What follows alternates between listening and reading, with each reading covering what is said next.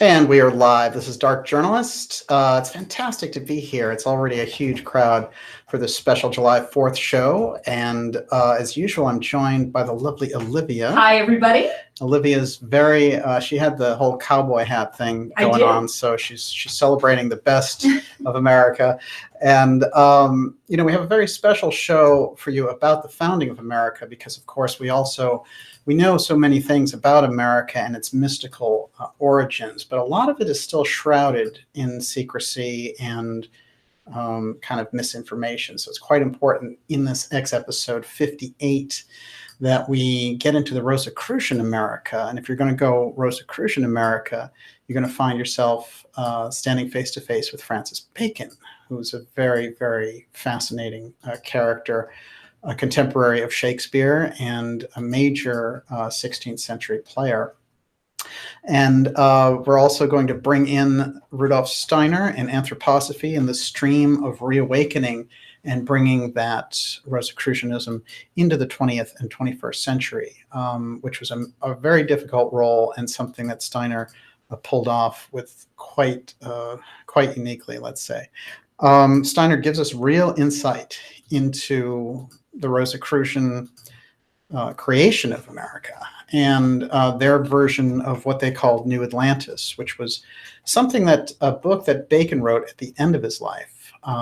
So we're going to get into all this tonight, and it's going to be absolutely fascinating. I'm so looking forward to getting into this with you, because as I've been studying this over time, it really has it's come upon me that there's not so much about this in the public eye, and we really need to bring all those threads together and strip away some of the junk conspiracy around it to get right to that very potent facts. Yes, Miss Olivia. Do you want to get diverted immediately? You knew it was going to happen. Well, there's so many things for us to catch up on, of course, because we played the live Graham Hancock event while we were working on something. But what do you got? David Villanueva says, any comments about Dolan defending TTSA and calling ridiculous the claims of CIA PSYOP? Do you want to address that at all? Well, it's an interesting thing. Of course, Richard Dolan is someone who's been on this show, and I talked to Richard. We're big fans of Richard's. Yeah, I don't have any problem with Richard Dolan. I will say this, that generally the move of the TTSA is to try to co-opt these people in the UFO field, and there's no doubt about it. I've talked behind the scenes with a lot of people. They're moving around with influence and with promises of things to come, etc. And unfortunately, their biggest co-op in the whole field is George Knapp, and that's very unfortunate, because I've always appreciated George's work also, and I've spoken with George before. So yeah, it's nothing personal, but I'm not going to let the CIA into the UFO file as far as the independent media is concerned. It's not going to happen on my side of the fence. And anyone who is joining in that endeavor is going to find that these guys are very fair weather friends, as they've proven in the past anyway. So it's a really bad move to get involved with them or to trust them. And if you want really the opinion of people like Knapp and Dolan on the CIA, just go back to what they were saying in 2010. They have a very hard line about the infiltration of the UFO community by intelligence types. So it's not going to go down easy if suddenly they accept a counterintelligence agent who's connected to the Central Intelligence Agency like Elizondo, who's been proven to be a liar and just misinforming the public left and right in relation to the things that he's brought out. And this has really gone down easy at the Black Vault, which is John Greenwald's excellent site. He has tracked the timeline, and we've had John on, and that was actually a great show. We'll probably have him back for an update. And I think when you get right down to it, it's very simple. Keep the CIA out of UFO disclosure. What they like to do is send troll bots and all this kind of stuff after people who can out them. And I have the background, and a number of researchers do.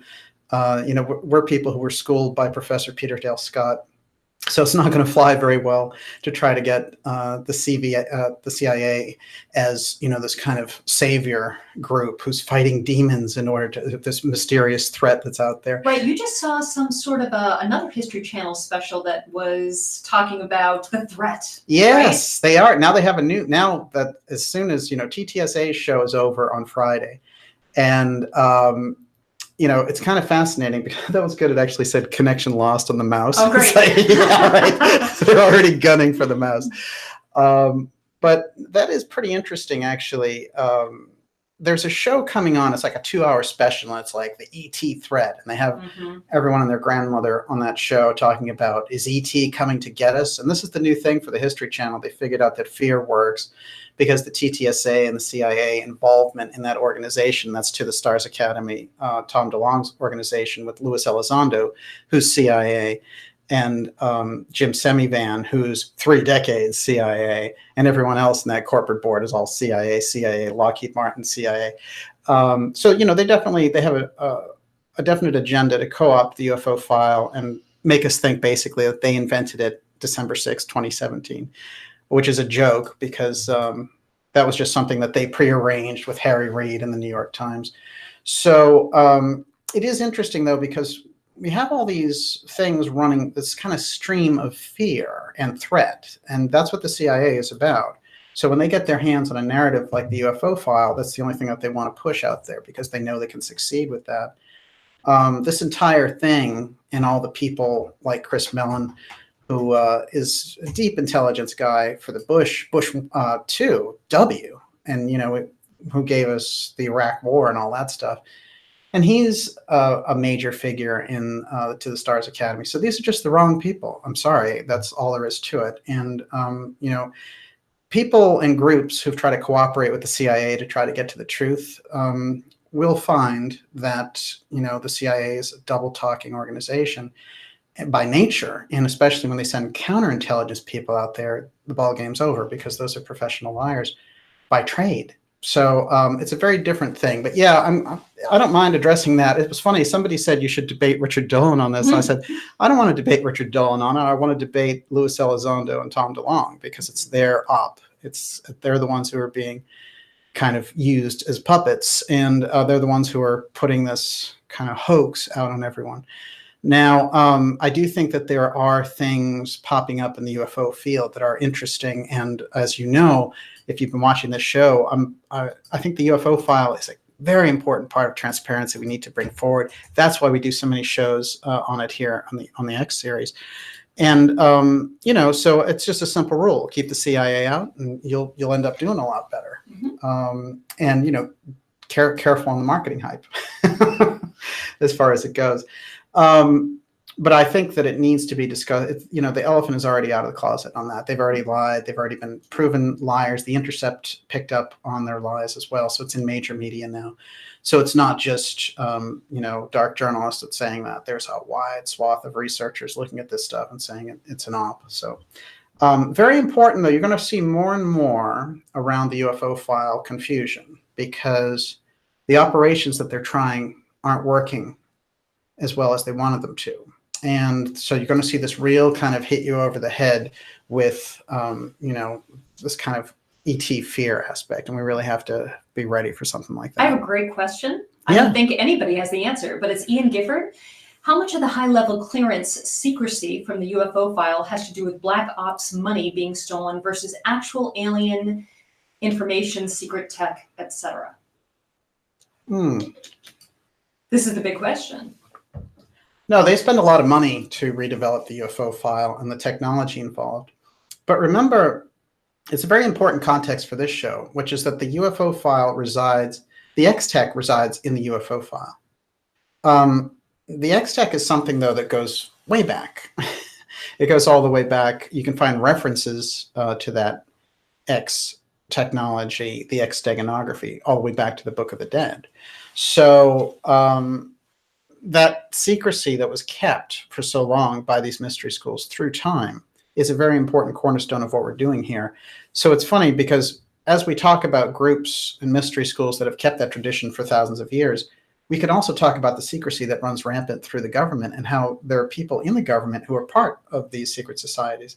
And so that's a kind of interesting arrangement back and forth. But I think in terms of an actual statistic, if you were looking to break down how much money is being stolen that way, I think that they do spend a lot of money redeveloping that work. And I think that it's pretty easy to blow this money out the back door, developing an entire space economy and a space grid, a global control grid to control everything on the surface. This is what the goal has been.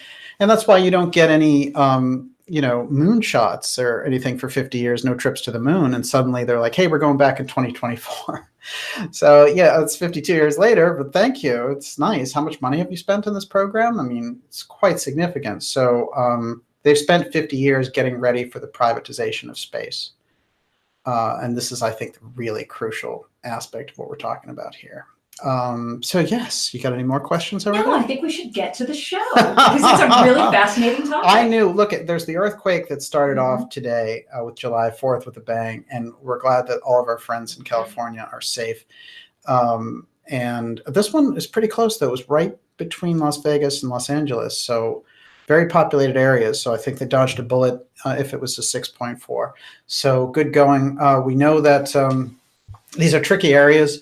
And there's a lot of lore associated with this whole thing about earthquakes and, California going down and all this stuff. And we hope that none of that happens. But there's been a lot of warnings about this very active areas of earthquakes. But the truth is, you just never know where those are going to hit. And but the people in California are very used to it. I know when I lived out there, it was a shake a minute.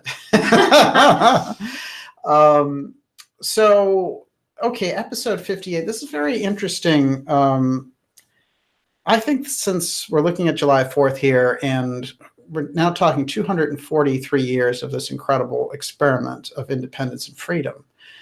And that initial kind of burst of liberty that was happening, which took place here and took place in France, and really was this wave that was unstoppable. It's definitely closely associated with the mystery schools. And you can find through the work of the public mystery schools, like anthroposophy, like theosophy, that they were anticipating this wave, and that they, in fact, tried to oversee aspects of it to make sure that it went in the right direction. And there's no doubt that the American Revolution was a major piece of that. Many of the founding fathers were Masons, were very well steeped in esoteric brotherhoods, and esoteric lore, and signs and symbols. But it goes much more than just these were some spooky occult guys. They understood that there was a tradition building to this moment of America that went all the way back to ancient Egypt, and the incredible schools that had kept this information over thousands of years. I think one of the things that we need to figure out immediately is, how can we get this idea of Rosicrucians into the mix? Rosicrucians are very important because they inform the mystery school tradition publicly. And the Rosicrucians, meaning literally the fraternity or the order of the Rosy Cross, they are an esoteric Christian branch of the mystery schools. They are the Western mystery tradition. When you study the mystery schools, you're set up between the Eastern mystery schools and the Western version. The Eastern mystery schools have laid this out for us over decades with Buddhism and with the great knowledge and wisdom of Confucius and things like this. But it is a foundational approach, the East. It was meant to kind of set up everything that was going to happen in this particular period of time. And so early on, there was a lot of back and forth in relation to this, in that there were Eastern initiators and Western initiators. And oddly enough, although you might think of it as just one kind of galactic worldwide federation leading humanity forward, there's a lot of disagreements in those higher circles in the mystery schools about how to help humanity and how to move this whole situation forward. The fundamental idea behind the mystery schools is that there are groups, there are people who have learned a great secret. They've understood the nature of reality, and through time and through working in communities and being connected to higher knowledge, they've kind of transcended the earth, and they are trying to help move the culture in a positive, peaceful direction that's very productive for development, spiritually and emotionally, psychologically. So they're looking for the development of an ideal society, and they've been working on this project since Egyptian times and previous to that. America was definitely the shot, the attempt by the mystery schools to bring forward this ideal society. This was the shining city on the hill. This was the ideal that they could. This could be the new Atlantis, and that's where we get Francis Bacon in New Atlantis, and that's where we get the odd overtones around this period. Shakespeare and The Tempest are going to play into this quite a bit. The Rosicrucians themselves, having this incredible explosion there in that period of time, 15th century, they would come back in the 19th century to really help push out theosophy, to really help with anthroposophy and bring us right up to date into this period that we're in. So the Rosicrucians being a central core of these great white brotherhoods. Now, when we study these levels of brotherhoods, when you think about theosophy, they have the ascended masters, and they name the ascended masters: Kutumi, Saint Germain, and Saint Germain plays into this quite a bit. He's going to come up quite a few times in this, and you might say, Saint Germain in America, how does that work? Well, we're going to show you.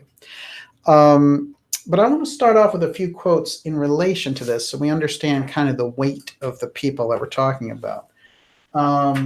First of all, I always say start the show off with a TKO, right? Mm-hmm. All right. The book, New Atlantis, which was written by Francis Bacon. This is a great picture of Francis Bacon. Look at this. It's incredible. Awesome. Quite remarkable. And this was it looks like he's wearing leather. It does with the shine. He's an incredible figure, a very learned man of his period. He was in Queen Elizabeth's court, and his family was, kind of very well-to-do and very well connected, which is why by the time he's 22, he's actually in Parliament. But he goes through some personal challenges, which are quite remarkable. His father dies when he's young, and he's left without that inheritance because he's the second son of a second marriage.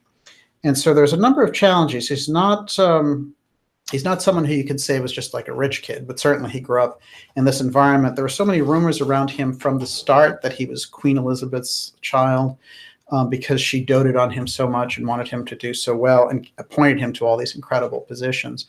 And in fact, he did grow up in the court, so she kind of adopted him that way, though we don't have any evidence that he was actually her child.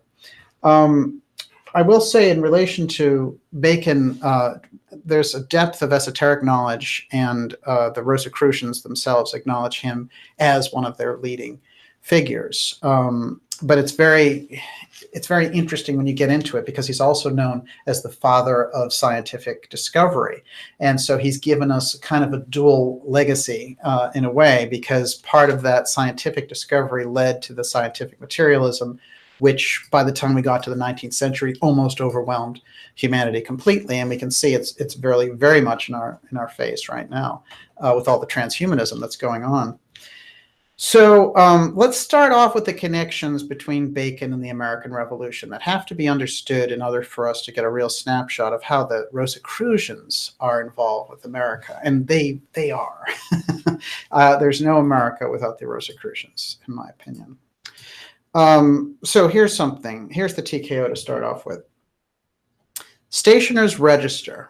This is something that, whenever a new book came out or a new product or service, it had to be registered there and be available through the Stationer's Register in London. Bacon's New Atlantis was added to it on, are you ready? Mm-hmm. July 4th. Mm-hmm. Now, this is very interesting because Thomas Jefferson, who we're going to quote a little bit later, he will say in that quote that Bacon is basically the greatest, one of the greatest people who ever lived. And his admiration for him is over the top. And what's interesting is Thomas Jefferson drags his heels in getting the Declaration of Independence signed, because it's all set to go on July 2nd, but there's some heel dragging and there's some delays to get it up to this point of July 4th.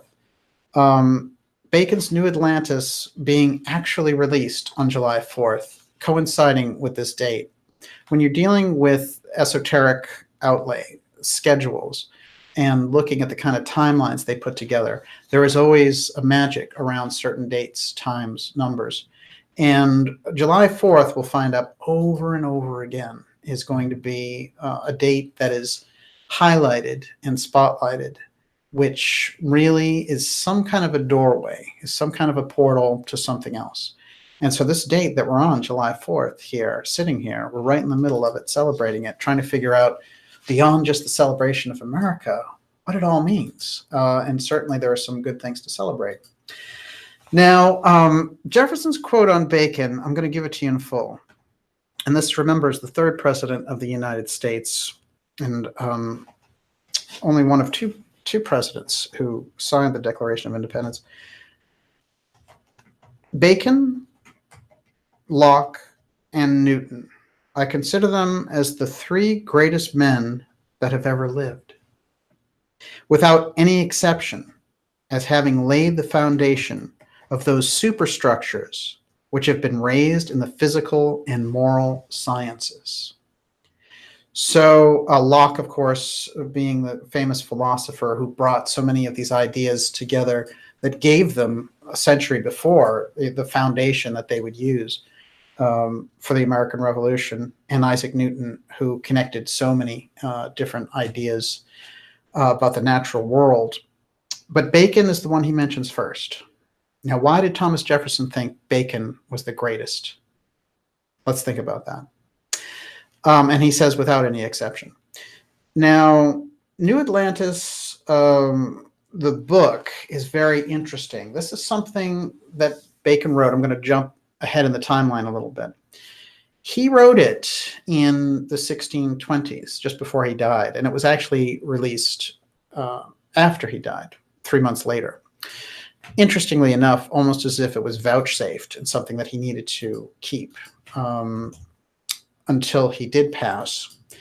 And oddly enough, there's a lot of rancor and confusion in history about whether he actually died when they said he died, because he seems to appear in other places later. So he's one of these figures that is going to, like a lot of mystery school people, assume different identities at different times. Just check out C.G. Harrison, for an example of that. So when we're getting into this with Bacon, it seems to me that with New Atlantis, he's leaving us major clues with the development of this utopian ideal society that he brings forward. And it is quite remarkable to go into it. I'm going to just get the cover here real quick. There's a lot of really fascinating things in relation to Bacon and the New Atlantis. Now, if you're familiar, of course, with the episodes we've done on Atlantis, Atlantis being this incredible society that was very advanced and, of course, comes up so often in the work of Plato, and really the general description of this very advanced society that gets to this point where it kind of angers the gods, and then it becomes corrupt, and then the gods take it out, essentially.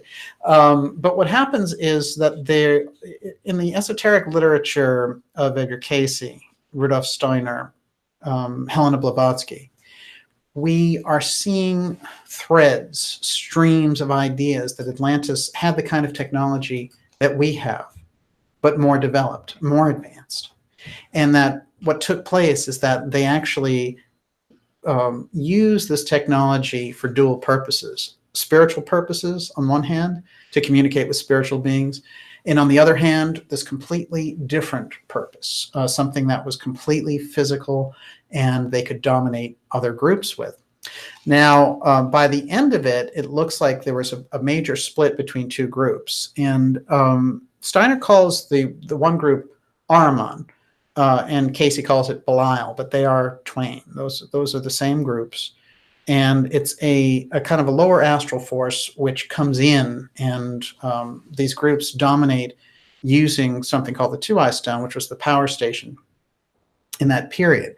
The Two-Eye Stone is interesting because in the Cayce readings on Atlantis, he describes it extensively, saying that they had developed entire groups to be purified and interact with the two-eyed stone in order to interact with these spiritual figures in the outer spheres. So getting to a level of spiritual communication that isn't possible just in a regular physical existence.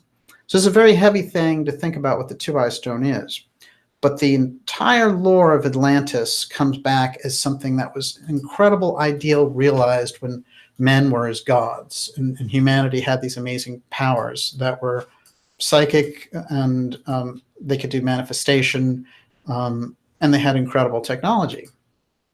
Now, by the time Bacon writes the New Atlantis, they have started now to let out things to the regular kind of run of people, like Plato's Timaeus.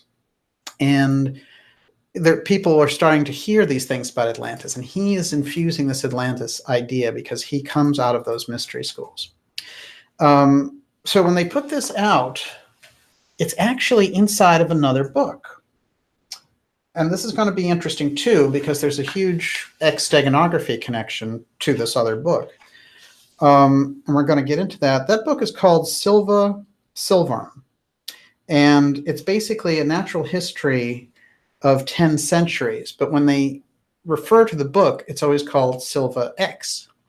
And there are many volumes of this book where you can find it called Silva X.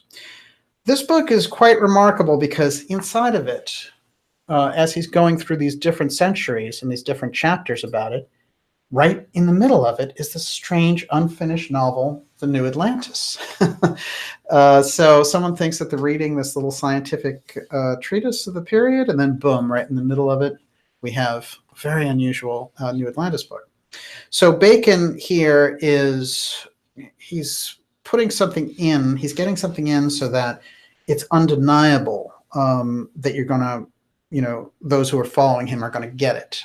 So it's coming in a natural history book. So it's not going to be thrown out as a heretic book. You have to remember that the Inquisition was still happening in these periods.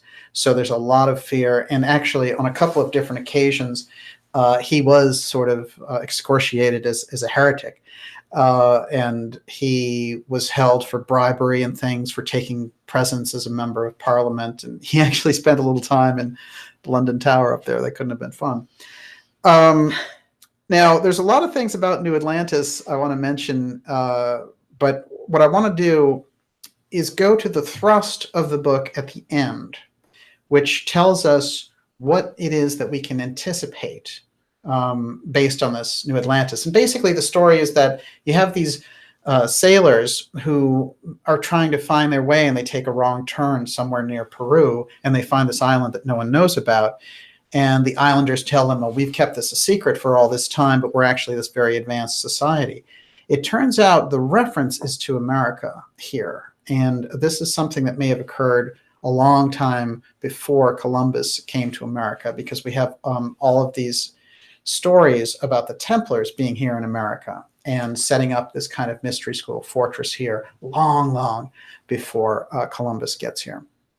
So this list that Bacon has at the end of the New Atlantis is quite remarkable. So let's see what this list says. And you're going to, I think, find it like I do, very 21st century. Let's see. Now this, page 30, actually, of New Atlantis. The prolongation of life, extending lives, life extension.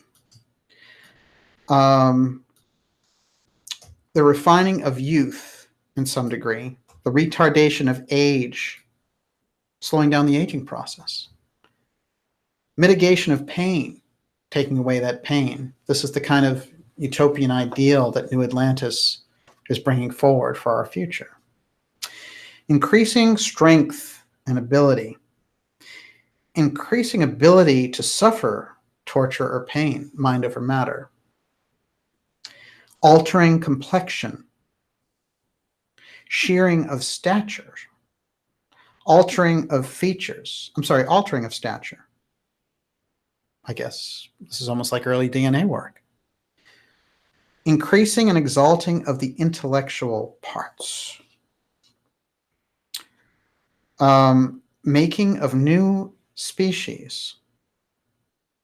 Very unusual. What kind of new species are you talking about? Transplanting of one species into another. This is a scientist at heart. So the destruction, instruments of destruction of war being put away, exhilaration of the spirits and putting them in good disposition, force of the imagination, either upon the body or inside the body itself.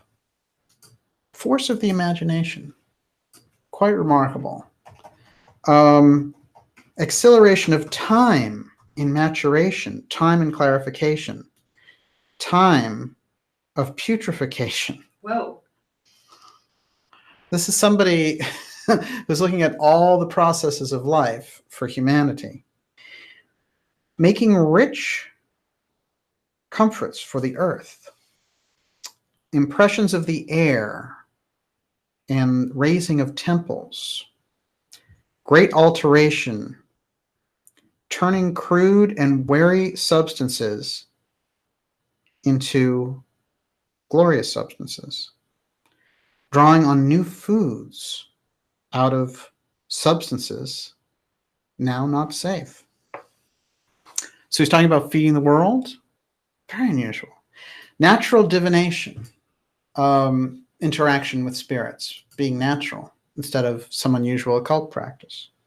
Greater pleasures of the senses, artificial minerals and cements.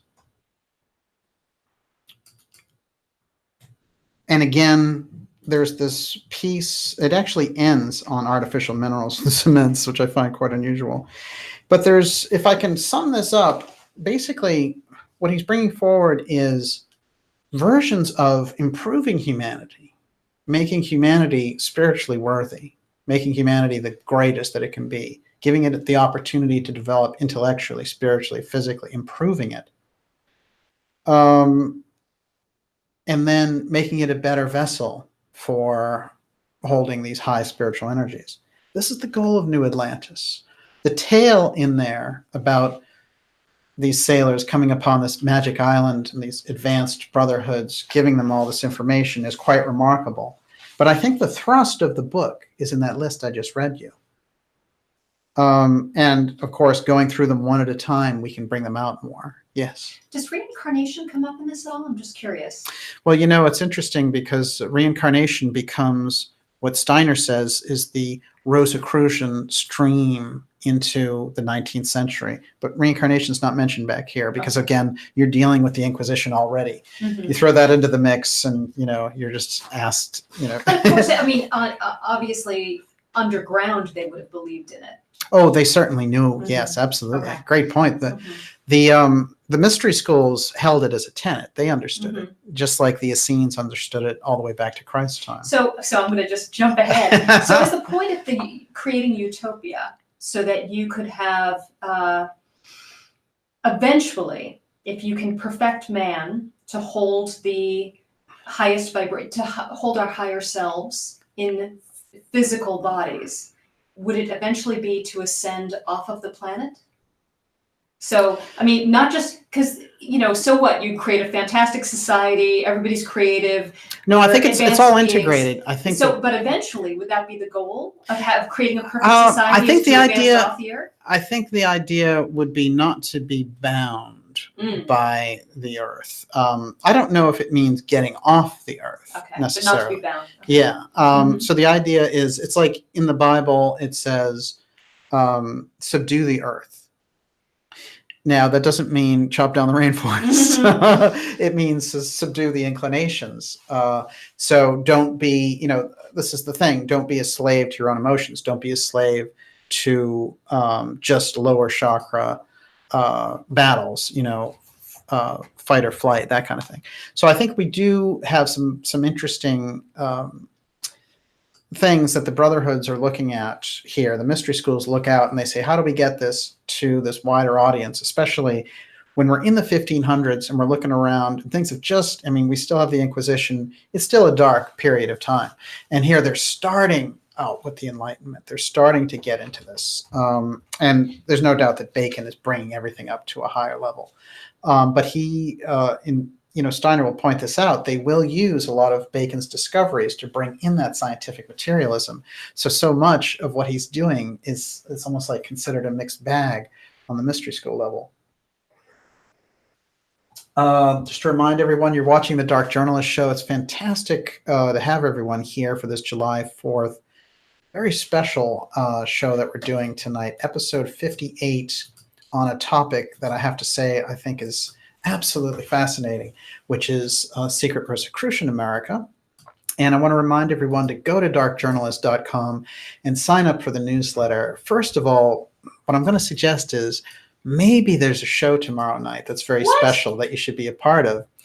But you're only going to find out if you're on that newsletter, and that's a free newsletter. Make sure that you're signed up for it so that you find out about these shows as they come up. Ordinarily, of course, we have a show on Friday night, and this week we decided, in case we had July 4th, and we always like to get these shows in, also to start a little bit earlier to see if some of our European friends could join us as well.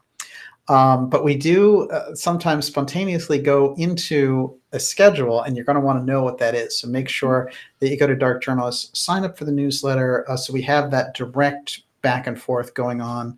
And it really is a shambles out there with them throwing people off of social media.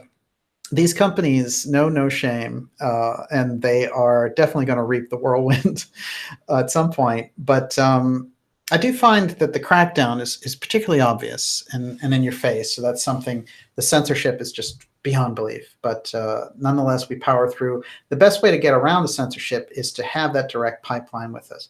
So sign up for that newsletter and get in there, support the show, get behind the show, sign up for it. We've made it very affordable also. And that's the kind of thing that you're going to want to be a part of the subscriber side this summer, especially with all the shows that we have coming up in relation to the Hot Zone. They are pretty major, and you're not going to want to miss them. All the X-Series episodes are going to be off the charts. Of course, we just had the interview with Secretary Fitz, and Catherine did an incredible 3-hour interview for us here on the 23rd, I guess, or the 21st. And just incredible, totally off the charts. Yeah, everybody says it was the greatest Fitz episode ever, There's and no possibly question. our greatest episode ever. So it was an incredible honor to All be a great. part of that. It was just great to have her here. And, we realized when it was over that was the 20th show that she's done with us here on this program. So amazing. And that she was the guest for the very first Dark Journalist show. Okay, can't get better than that. I mean, I knew Catherine before that anyway. But it is interesting, too, I would say, because, the information was so vital and so timely, and it related, on one hand, to the missing money part, and everyone was very fascinated by that. However, the spiritual warfare aspects, those questions that came in, and you were very curious about this. I wrote 20 questions, I think, that I wanted the answer. We, didn't get to cover all of them, but I had been desperate to ask her for years, so I'm thrilled that I got a well, chance it's great. to That's ask your you. first time that you were ever able to talk to her, too. How fascinating. And there's no question about it. Catherine's work is some of the greatest stuff, I think, that's available right now. She's amazing. And she's going to be coming back on the show this summer. Now, a couple of interesting things in relation to New Atlantis before we let that go and move into the Rosicrucians. Okay, I know you're not going to. You're done with the two-eye stone, right? Well, no, go ahead. Okay, so I have a couple. It's all related. About that. Go for it. So a cult fan wanted to know: is the two-eye stone entirely physical, or was it in both realms very directly? Oh, well, it's very interesting. Happy July 4th, a cult fan, by the way. I know you know a lot about Rosicrucians and so on. I will say this in relation to the two-eye stone. Whenever it's spoken about, and Casey really gives us the impression that they had the use of a spiritual, etheric ability for physical purposes. So it resides, its very presence there can be seen in the material realm and in a kind of etheric realm. So it exists simultaneously. And what's very interesting in relation to the Casey readings is they talk about the etheric realm having matter. Etheric matter, a different kind of matter. I'm thinking a higher vibration matter. So certainly it exists simultaneously in both. I think part of the problem and part of what we call on this program apotheum, which was this event and this kind of memory that the mystery schools brought through, which had to do with upsetting physics and creating reality distortion fields, comes from the misuse of the two-eyed stone in Atlantean times, which is why that whole process seems to be continually reawakened when we get around the UFO file, because the UFOs, when they're sighted, tend to cause the very same type of reaction. So we're really in an interesting situation when we get into apotheum, because it seems like the secrecy that's been built in the 21st century around the UFO file is largely based on apotheum. And apotheum is something that the mystery schools tried to keep secret using exteganography. So it's a memory of using an ability of physics that literally throws the idea of physical evolution out the window because it disrupts and creates a kind of a runaway physics situation. So we have to understand that the groups, some of the secret societies and mystery schools, and at times they get a bad rap because of the nature of secrecy and hiding things. And there are certainly different types of schools. From, the left-hand schools have this ability to use these techniques for very base purposes. But when you get right down to it, what we're talking about is this kind of fear element that takes over in these groups that create these walls of secrecy on the government side in relation to the X technology, because somehow that's associated, that's why it's in the UFO file, those things are associated with this apotheum effect, which they don't know how to control. And they don't have the kind of consciousness, let's say, ability to grasp how to contain and maintain that. But, we'd have to imagine it. It's something that Professor Farrell talks about, or Dr. Farrell talks about in relation to, that's a good title for him. You always do that. I know. He's professor.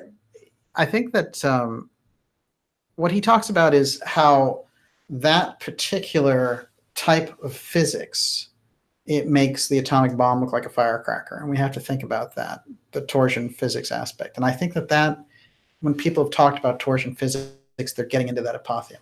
But we can understand it because the Greeks, the Egyptians, the Chaldeans, they had knowledge about it. They kept the knowledge about it. And it's quite fascinating as we go back to Bacon and Shakespeare and the Rosicrucians. It's quite fascinating because when you get into this period, it's like there's a reassembly that's taking place. It's like the Templars had part of it, the Hermeticists had part of it, the alchemists had part of it. They realized, we all used to have this stuff. It used to be part of the thing, the Library of Alexandria. And somehow it all got split off because the mystery schools had been persecuted and it all went underground and they split it. And Gurdjieff describes this a lot in Search of the Miraculous, actually. And I've always found it fascinating because he said that, theory was moved to one place, practice was moved to another, and philosophy was moved to another. So we have like Egypt, Persia, India, these places where the mystery schools split up their knowledge base. But by the time you get into the 15th or 16th century, these groups are starting to see this kind of unified picture again. And I think this is quite important in relation to that. So I do also feel that maybe when we're talking about the Rosicrucians, we're talking about a group that simultaneously existed as a very powerful group around the time of Pythagoras and was an echo of the deep mystery school tradition. The later version, the American version of Rosicrucians, would go back and harken back to Akhenaten, etc.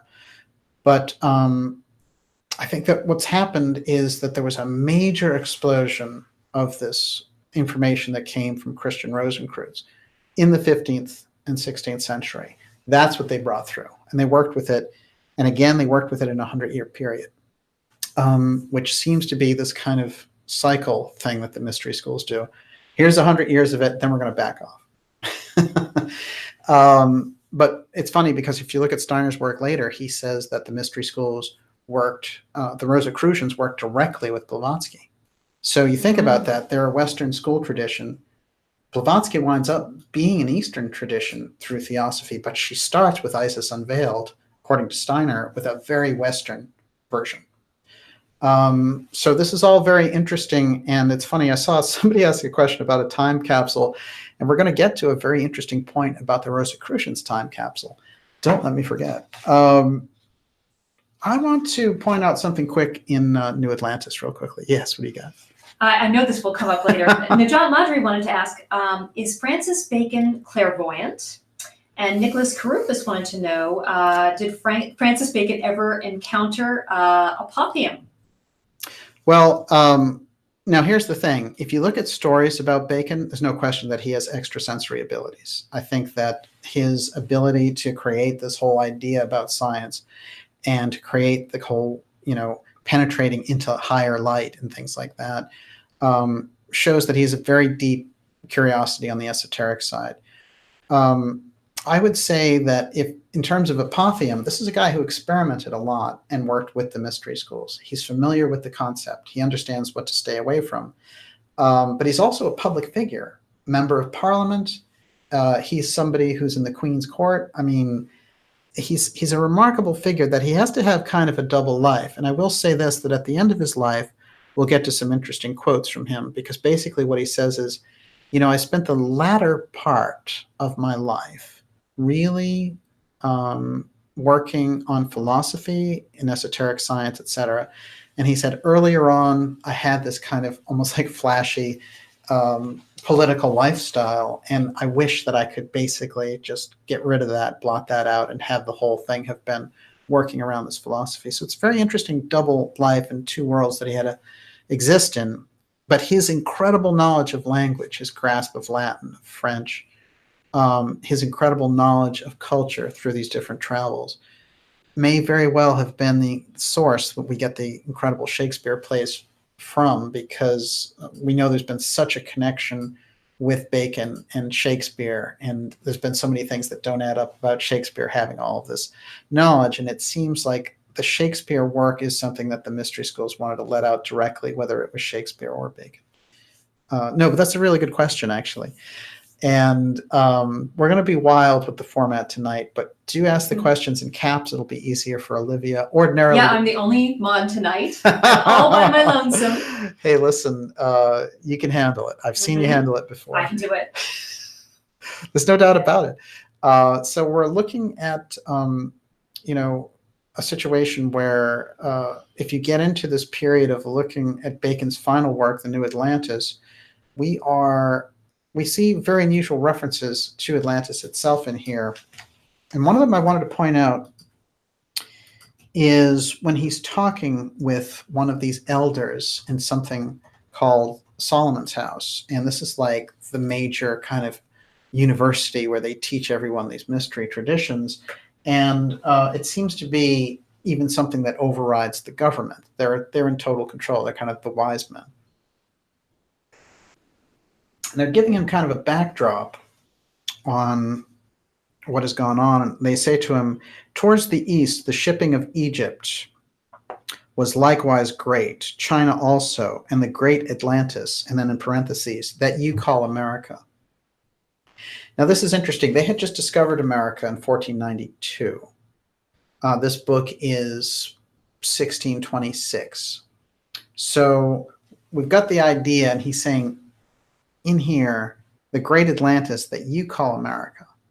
So they're suggesting in the New Atlantis that the great Atlantis is America, and that, this whole story, this whole idea about Atlantis is America. So he's tying in, again, this idea so that we can get back to this magic land, this new Atlantis. Great Atlantis is America. Very important to keep in mind. Okay, so we're going to move on now and just cover a couple of quick things about New Atlantis. To just call it an utopian novel, I think, is quite ridiculous. It's layered and it is rich with esoteric symbolism and esoteric ideas. And we're going to see that those ideas came through this Rosicrucian stream. Let's talk about the Rosicrucians real quick. This symbol, this is the kind of modern symbol that they use of the Rosy Cross. And what we find is that throughout history, there is this level of imagery incorporating the X steganography and these roses. And then the cross part seems to be interesting. Like the Cairo, it brings out a mix of the X and these other symbols around it. Let's take a look at a few of these. So in the early now 1600s, so we're getting into the 17th century, they start to release works by Christian Rosenkreuz, who is ostensibly the founder of the Rosicrucian Society, fraternity.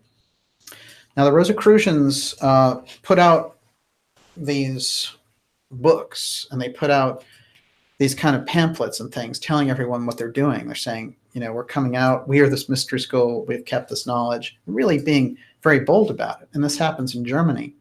But it takes about 100 years for the books that they write to actually penetrate to that larger mass, almost as if the inside groups needed to work on them over time. And what we get as kind of the height of this is something called the chemical romance. Now, this is very interesting because the steganography that's incorporated into the cover is quite remarkable. And you get just a quick idea here. This is very Rosicrucian imagery incorporating these symbols, which is the sun here. And we have, she's standing on the moon on the feminine aspect. We have this X steganography here incorporated into the star and into the cross directly. They are standard bearers of the X steganography when they're introducing this chemical romance idea. And it is definitely, it's looking like the X steganography is incorporated directly into the Rosicrucian imagery. Here, if we look at Johannes Valentine's crest, this is quite fascinating. Let's take a close look at this. Here is the X incorporated with, and these are 4 roses, by the way. That is a black and white shot, so it's not so easy to see, but I think you get the idea.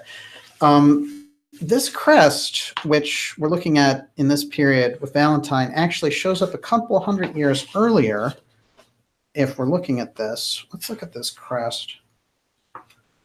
This is, again, the X with the 4 roses. And this almost looking like a separated heart with, again, the X with the 4 roses. And these roses, again, the rosy cross is a central portion, a central image for the Rosicrucians, being that they are bringing forward the esoteric version of Christianity. This is the very deep mystery tradition. So what happens is it's discovered that this look, this entire crest goes back even earlier, and it goes back to Gothenburg, Luxembourg. And it's fascinating because when we're looking at this period, this is more in the 14th century, and it has to do with the king of Germany at the time. So we're seeing that this is spread out far before the Rosicrucian materials reach the public. Yes, Miss Olivia. No, I'm fine. Okay, good. But I do feel so does the rose represent the soul, the way the lotus represents the soul? Well, it's interesting because in Egyptian, they incorporated the lotus into Egyptian imagery this way. And what it represents is a good question. There's a number of different inferences we can take from it. But I think the color may also be important because we also have this red cross idea, and we also have this idea of red as, you know, the blood of Christ and all the rest of it. Well, on the esoteric side, the red rose is quite interesting because it's a different variation on the idea. This is what has happened. All these roses have grown as a result of this action of sacrifice. So it gets certainly deep as we go in deeper, but we can take a look at these different crests and see that it's St. Andrew's Cross again. And again, this is the post-Christian tying in of that steganography of the cross and the Kairos. So you've got the X and the cross mixed there. So the Rosicrucians are just like the Christian tradition. The Christian tradition, if you go by the esoteric lore, goes back all the way to Egypt. And it goes back 10,000 BC, pre-Sans Egypt. So they had developed this whole idea. It was a program to get to that point where they could have this incredible spiritual resurgence through Christ. But this also happens with the Rosicrucians, who are a mystery school in Egyptian times, and then later become this incredible force in the 16th and 17th century, leading up into our time with groups like Anthroposophy and Theosophy, and their incredible kind of influence on those groups. Yes. Big Papa Pump wants to know, did Steiner get the roses and cross exercise from the Rosicrucians?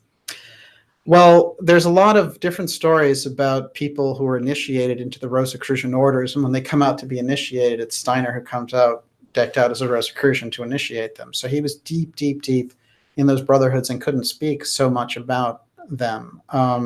I would definitely say, I think a lot of what Steiner came forward with came from the Rosicrucian tradition. Now, in America, there's something called AMORC, and we're going to go through that, actually. And they have a list of people who were a part of the Rosicrucian Society. No, I want you to read it. You want me to read it? Well, pick out a couple of interesting names. Well, no, this is a good list. George Washington, yes. Abraham Lincoln, Benjamin Franklin, Leonardo da Vinci, Isaac Newton, Francis Bacon, Giordano Bruno, René Descartes, Napoleon Bonaparte, Rudolf Steiner, Annie Besant, Manley P Hall, Walt Disney, and Gene Roddenberry. Now, definitely Walt Disney is a part of AMORC, which is the American version of the Rosicrucian Society, which was founded in 1915.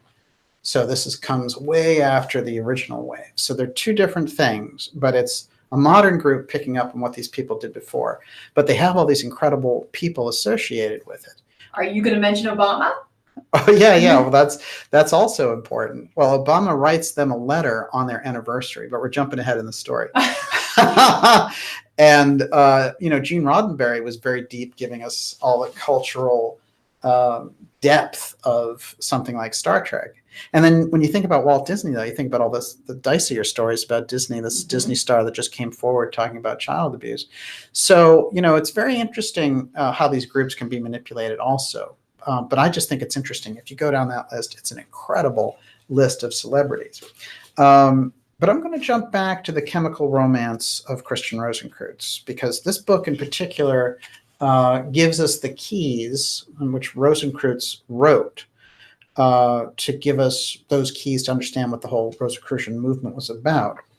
And I'm going to read from that first page where he's in bed, basically, the hero of the story, and suddenly, out of the blue, this angel, this incredibly beautiful angel, comes in and hands him a letter. And it's actually an invitation to this wedding. And I'm going to read this. This is what came in. This day, the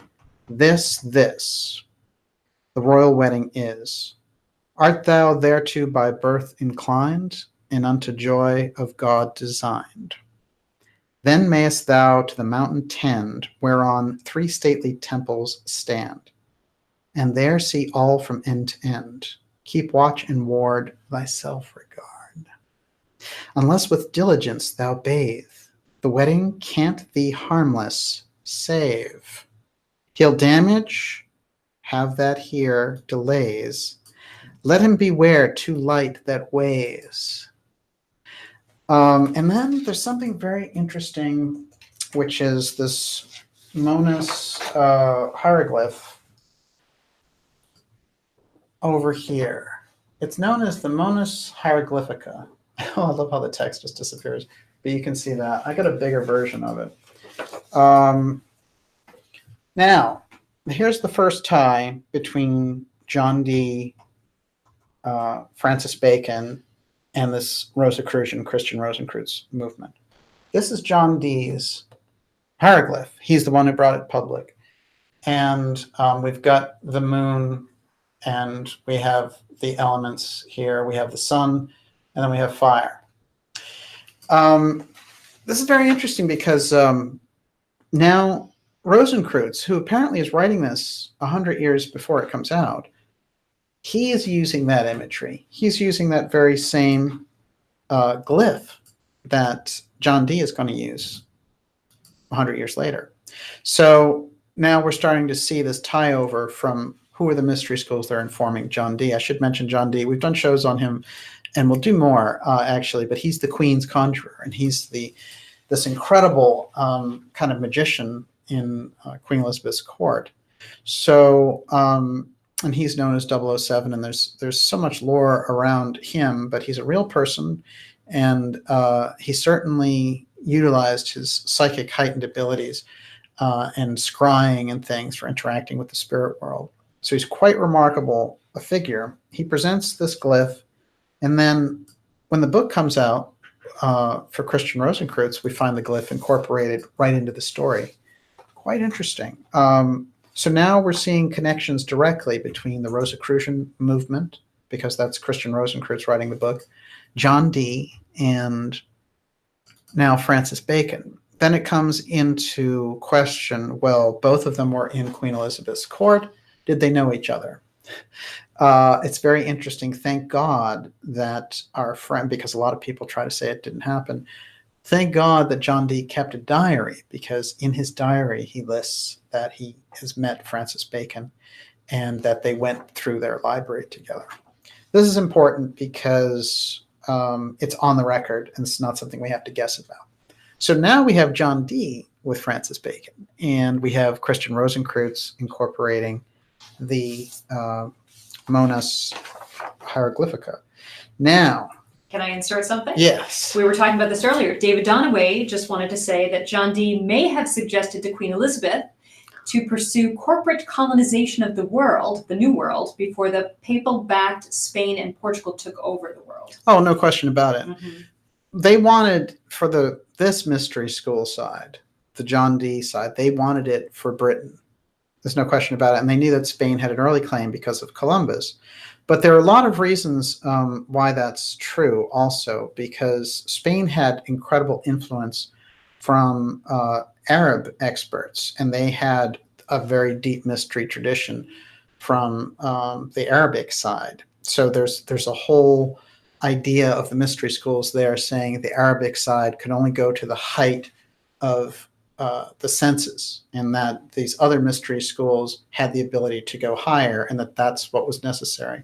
So it was very interesting. And certainly Spain was already very accomplished. To just create Spain too wouldn't have been so great. But this idea, this striving for New Atlantis, is something that had come up all the way through, even with the Templars. And, there's this idea of creating this new land, this new Camelot. And I think a lot about the Merlin, King Arthur imagery in relation to this. But they found the new land. They had the new world to do it. But yeah, that's a great point, actually. I think it's important to consider how powerful Spain was at the time. So something happens to try to cut this off, which is these books have gotten out. Everybody wants to know who the Rosicrucians are. We are in the early 17th century. And now, Bacon is very late in his years. He writes New Atlantis and then dies. And we have this kind of scramble for people who are taking in this Rosicrucian information. And a lot of them go to Germany, and also they want to join the Rosicrucians, who they've heard so much about through these books. And the books are just circulating anonymously. So no one's taking credit except for this Rosenkreuz, who had died 100 years earlier. So we have a very strange situation. Then it pops into the heads of these heads of state and governments that we can't let this go on. Whatever it is, we got to crack down on it. So now they're after these Rosicrucians. It's a very strange situation. In the middle of all this, we have the person who was using the unusual X with the roses, this Johannes Valentinus Andreas. He's a very unusual figure. He's a German theologian, and he comes out and he claims, I'm the author of The Chemical Romance of Christian Rosenkreuz. And this is his way of undercutting it, saying that he just made it up as a novel, and what's the big deal? Forget about these Rosicrucians. So he's actually like a very early Bobo, if you think about it. He's somebody. You think he was put up to that by somebody? I do, as I've studied his story. Now, there's a couple of things that he claimed to be the author of the ancient text known as the Chemical Romance of Christian Rosenkreuz.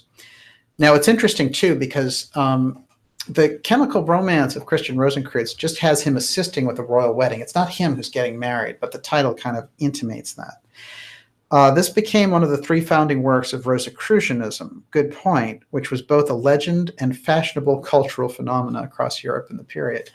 So now, Andre, he was a prominent member of the Protestant utopian movement, which began in Germany. This is something that was going on. But what he tries to do here is say, oh, basically, there were all these things going on about secret ancient wisdom, and I just wrote it as a lark, basically. But oddly enough, he is, in any picture that you see of him, his crest has that X with the roses. Very, very unusual. But we know that that's borrowed from 3 centuries earlier. Let's see if there's anything else. Okay, so his role in the origin of the Rosicrucian legend is controversial. In his autobiography, he claims that the chemical wedding of Christian Rosenkreuz was one of his works. And he said in old age that he wrote this fake document in his youth. In his later works, alchemy is treated as a subject of ridicule and placed with music, art, and theater and astrology in the category of less serious sciences. Okay, that's nice. Well, music and art is a less serious science for you. He's a pious Orthodox Lutheran. So the Lutherans and the churches generally need to smack down this Rosicrucian thing. They elect this guy to come out and say, look, I wrote this as a joke, no big deal. But there's no proof that he wrote the Chemical Romance. And in fact, in the mystery school traditions, everyone knows that Christian Rosenkreuz is a real figure.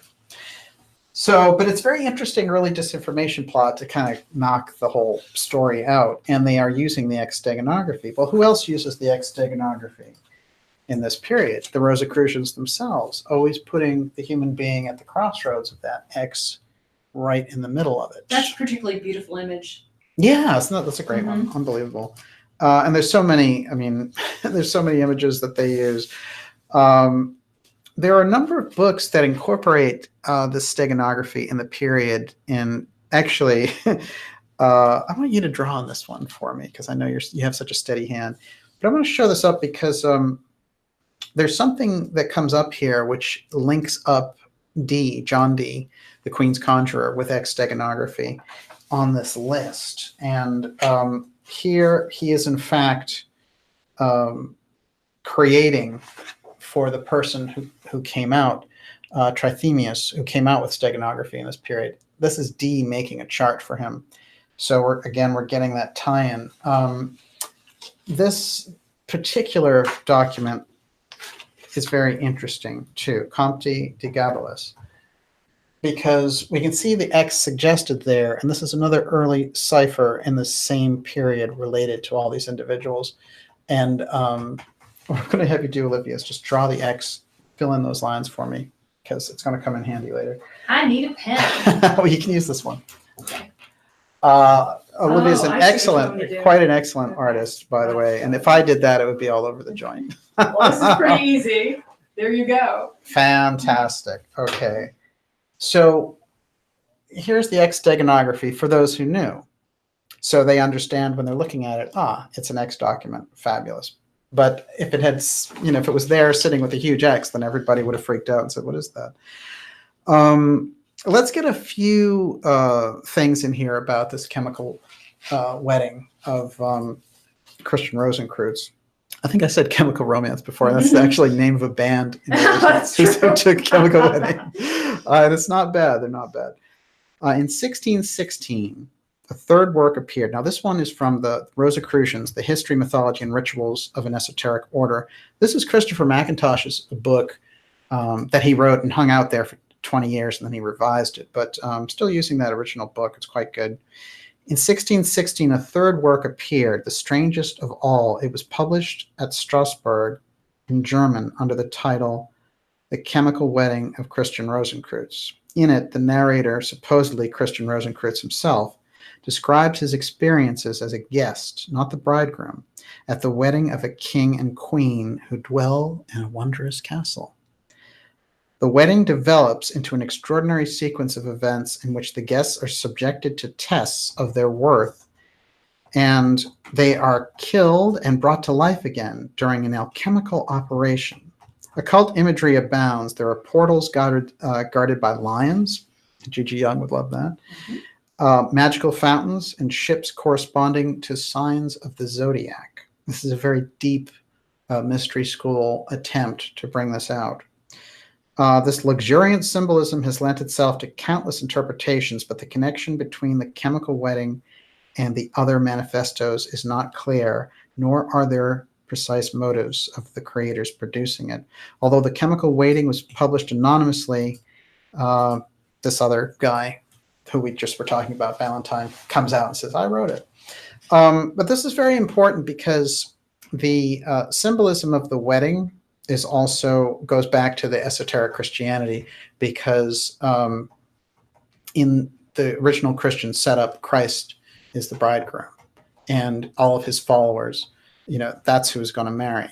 So this is very interesting. When we tie it in from that end of things, we get the esoteric Christianity wave, and this very unusual chemical wedding, alchemical wedding actually, but it's called the chemical wedding of Christian Rosenkreuz, is about the seeker going on a journey to find the mystery wisdom and how it makes them into something else. Like when you're single and then you get married, you're part of a couple. It's a different entity. When you are a seeker on the path of finding the mystery school knowledge, when you find it, suddenly you're a different entity. You've joined with this information. You're still yourself, but something else has taken place.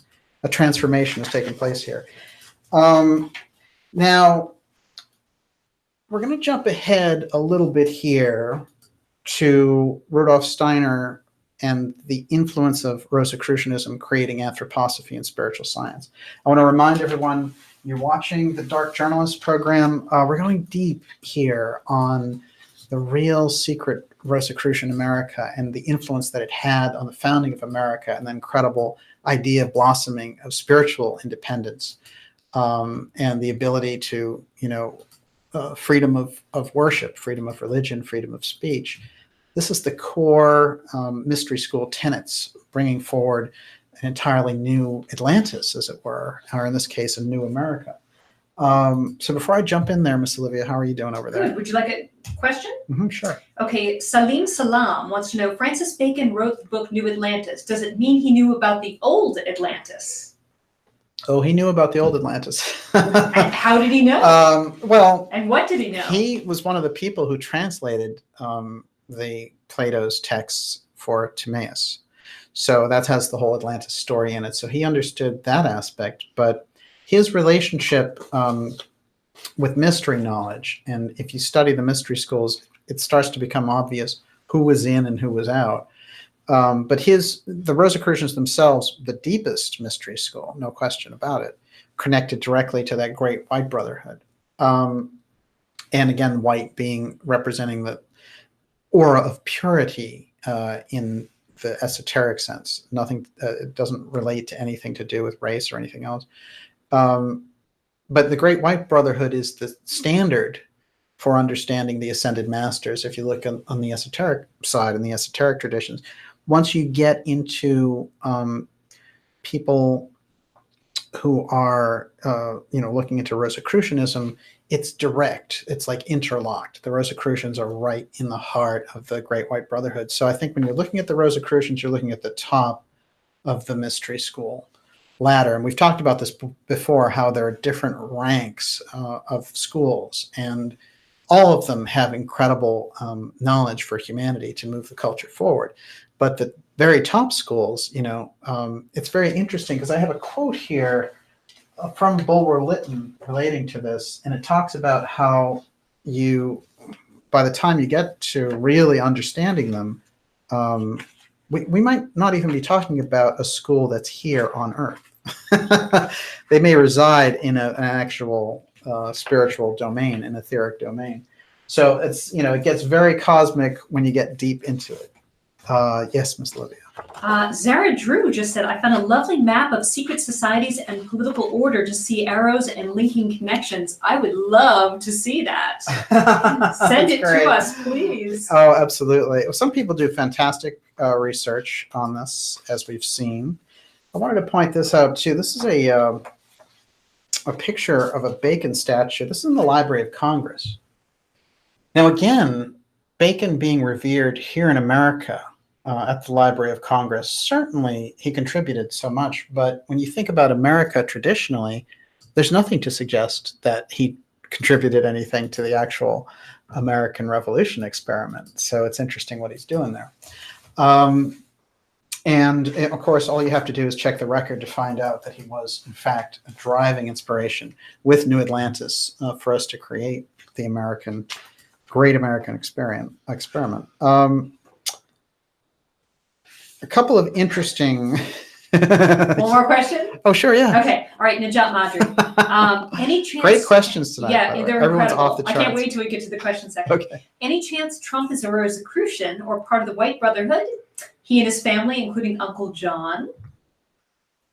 Well, Trump was an avid student of Norman Vincent Peale, who is part of that New Thought positivist movement, which is you can make it happen with your mind by being positive about it. And Norman Vincent Peale was one of the best at that whole bit. So that suggests a kind of mystery school interest. You don't get into positions relating to very high positions in the United States government without having some real connection on the secret society side. Now, unfortunately, very often those secret societies are not what we're talking about in terms of the noble and ideal mystery schools. Although sometimes we get a break, we get a Kennedy. And so I think when we look at it from that perspective, then it's a little bit different. I would say in terms of Trump, there's a lot of deep knowledge there in his family relating to the X technology. It's obvious directly through his uncle. And he had the connections to Vannevar Bush, who was a master mason.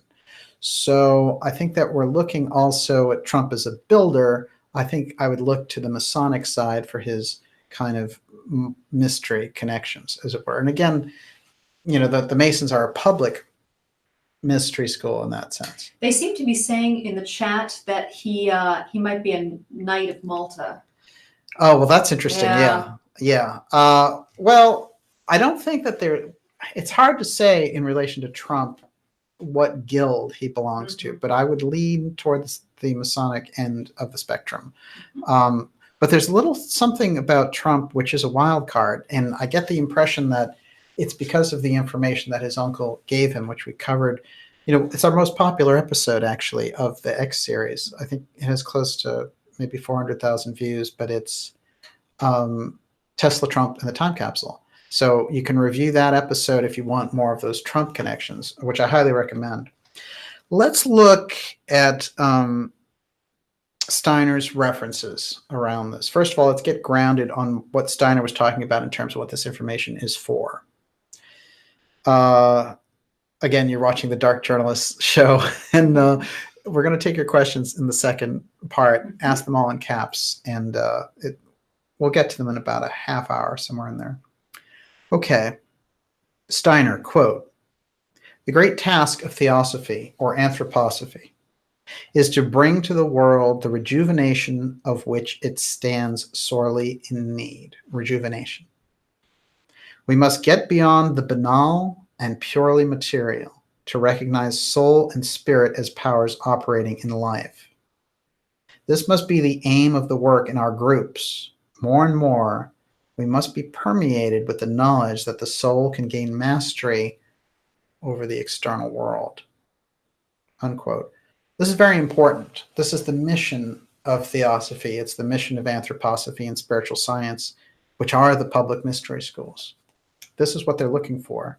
that the soul can gain mastery over the external world so that we're not subject to it, so that our spirituality isn't threatened by it, that we're not subject to it. So it's don't leave the world, be in the world, but not of the world. So don't leave the world will leave you. It is the power structures and the kind of lower activities that take place in the world as we see it now. And, let's face it, right now we have a major junk culture. But riding right beside it is this explosion of knowledge and information. And they must have felt very similar, I would say, in Steiner's time. I do feel that when we're looking at Steiner, we're looking at somebody who was trying to give us that reference. He was trying to say, this is what you're going to need for the 21st century. And he was, especially when he's looking around in this period of time, about 100 years ago, he's saying it's all going to happen in 100 years. And that's the period that we're in here. This is a window. So it's the mysteries, it's the return of the mysteries. And how do we deal with that? So we get these periods when they're very active and they're very deeply public, and we see them, like when anthroposophy came out and theosophy exploded. And then they go kind of quiet for a while, and you get kind of spin-off groups, and they see what happens. And then boom, it comes back. So we're definitely in the swing of these schools coming back, that knowledge being rolled out. And we need it more than ever because the threat from the scientific materialism aspect is just, showing up in every corner of our lives. So it's a crucial thing, I think, that information comes out. Yes. Michael Kowalski said Rosicrucians worked in 108-year cycles. Is this perhaps what Rudolf Steiner was referring to? That would make the year 2023 important, 1915 plus 108. Yeah, well, that's interesting. You could also, certainly they're working on some schedule. And there are guesses and there are ways and means of looking at those dates. As I understand the 100-year remark, it's 1916. So if they were working on 108 years, that would be 2024. But I've also seen in theosophy them use this thing about the early 21st century.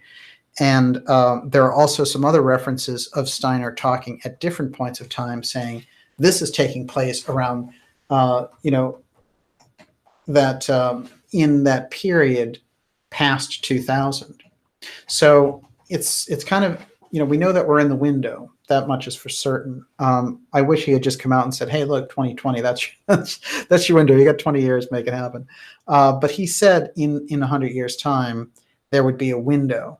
So there's no question that if you look out from 2016 to say about 2046, that seems to be the window that he's talking about.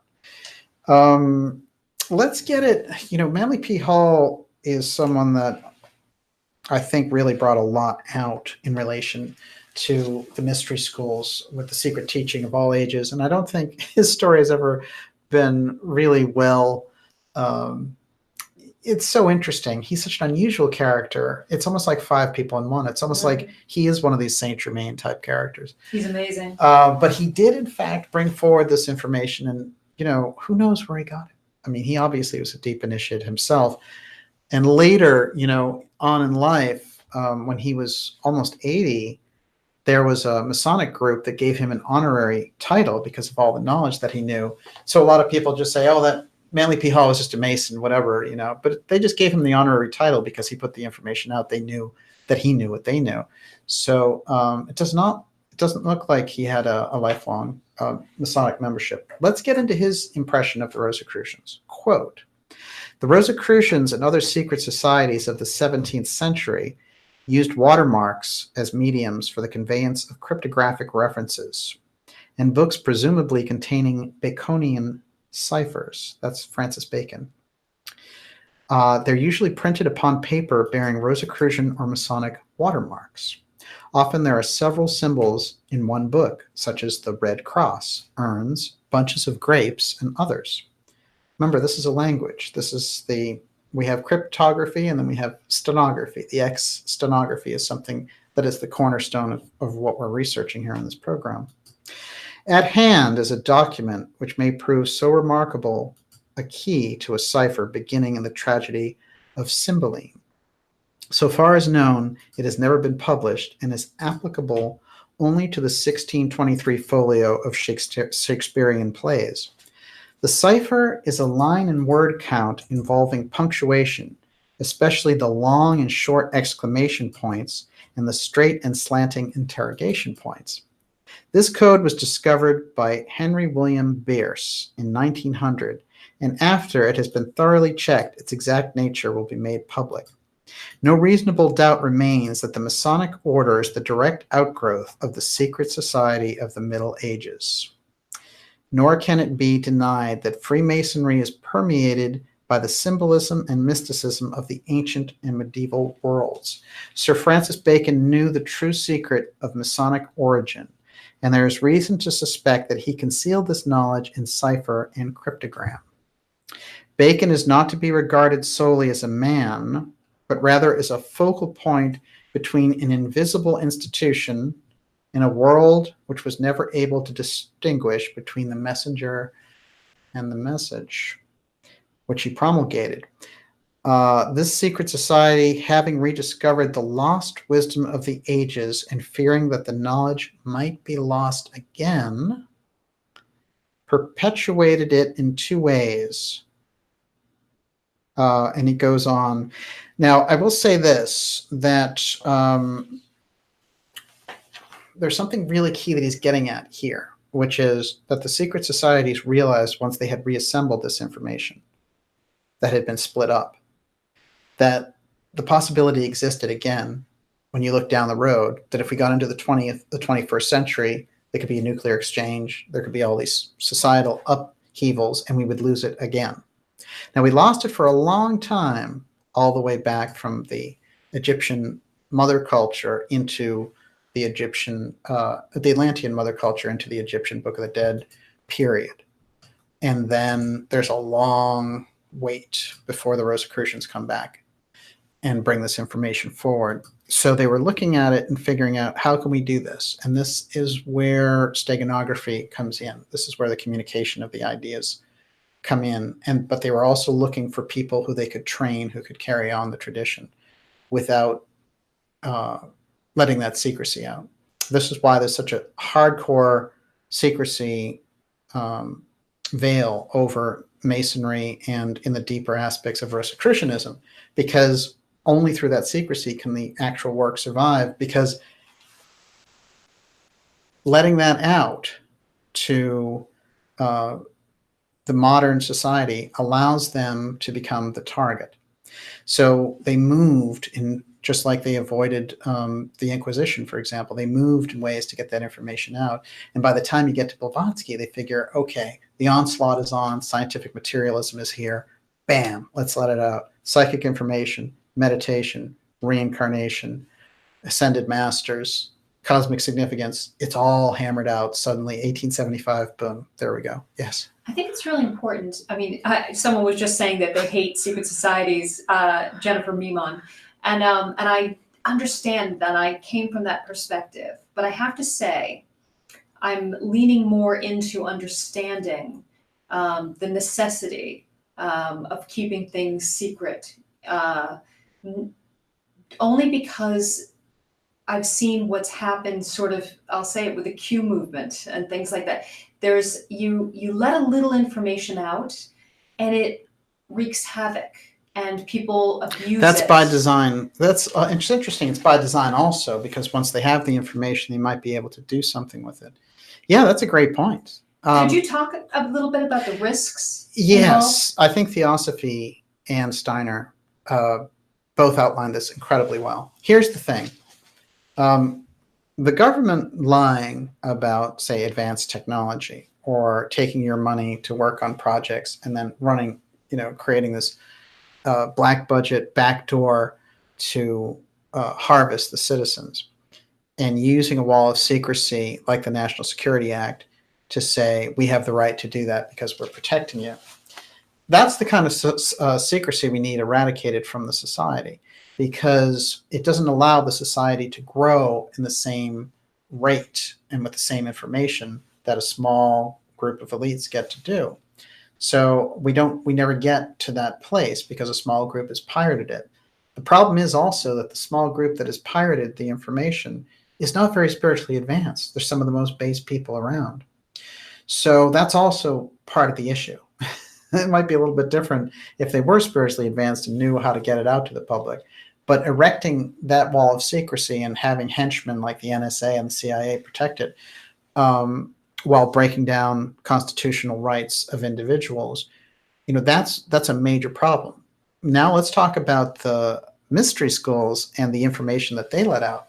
The mystery schools had this battle. Remember, it's recorded by Steiner in 1840, in 1845, where the scientific materialism was so overwhelming that they looked down the road. A small group inside of those schools looked down the road and said, by the time you get to the mid-20th century, you won't recognize humanity if you let it go like this. So we better let this stuff out. But there were still groups who were just only good at secrecy.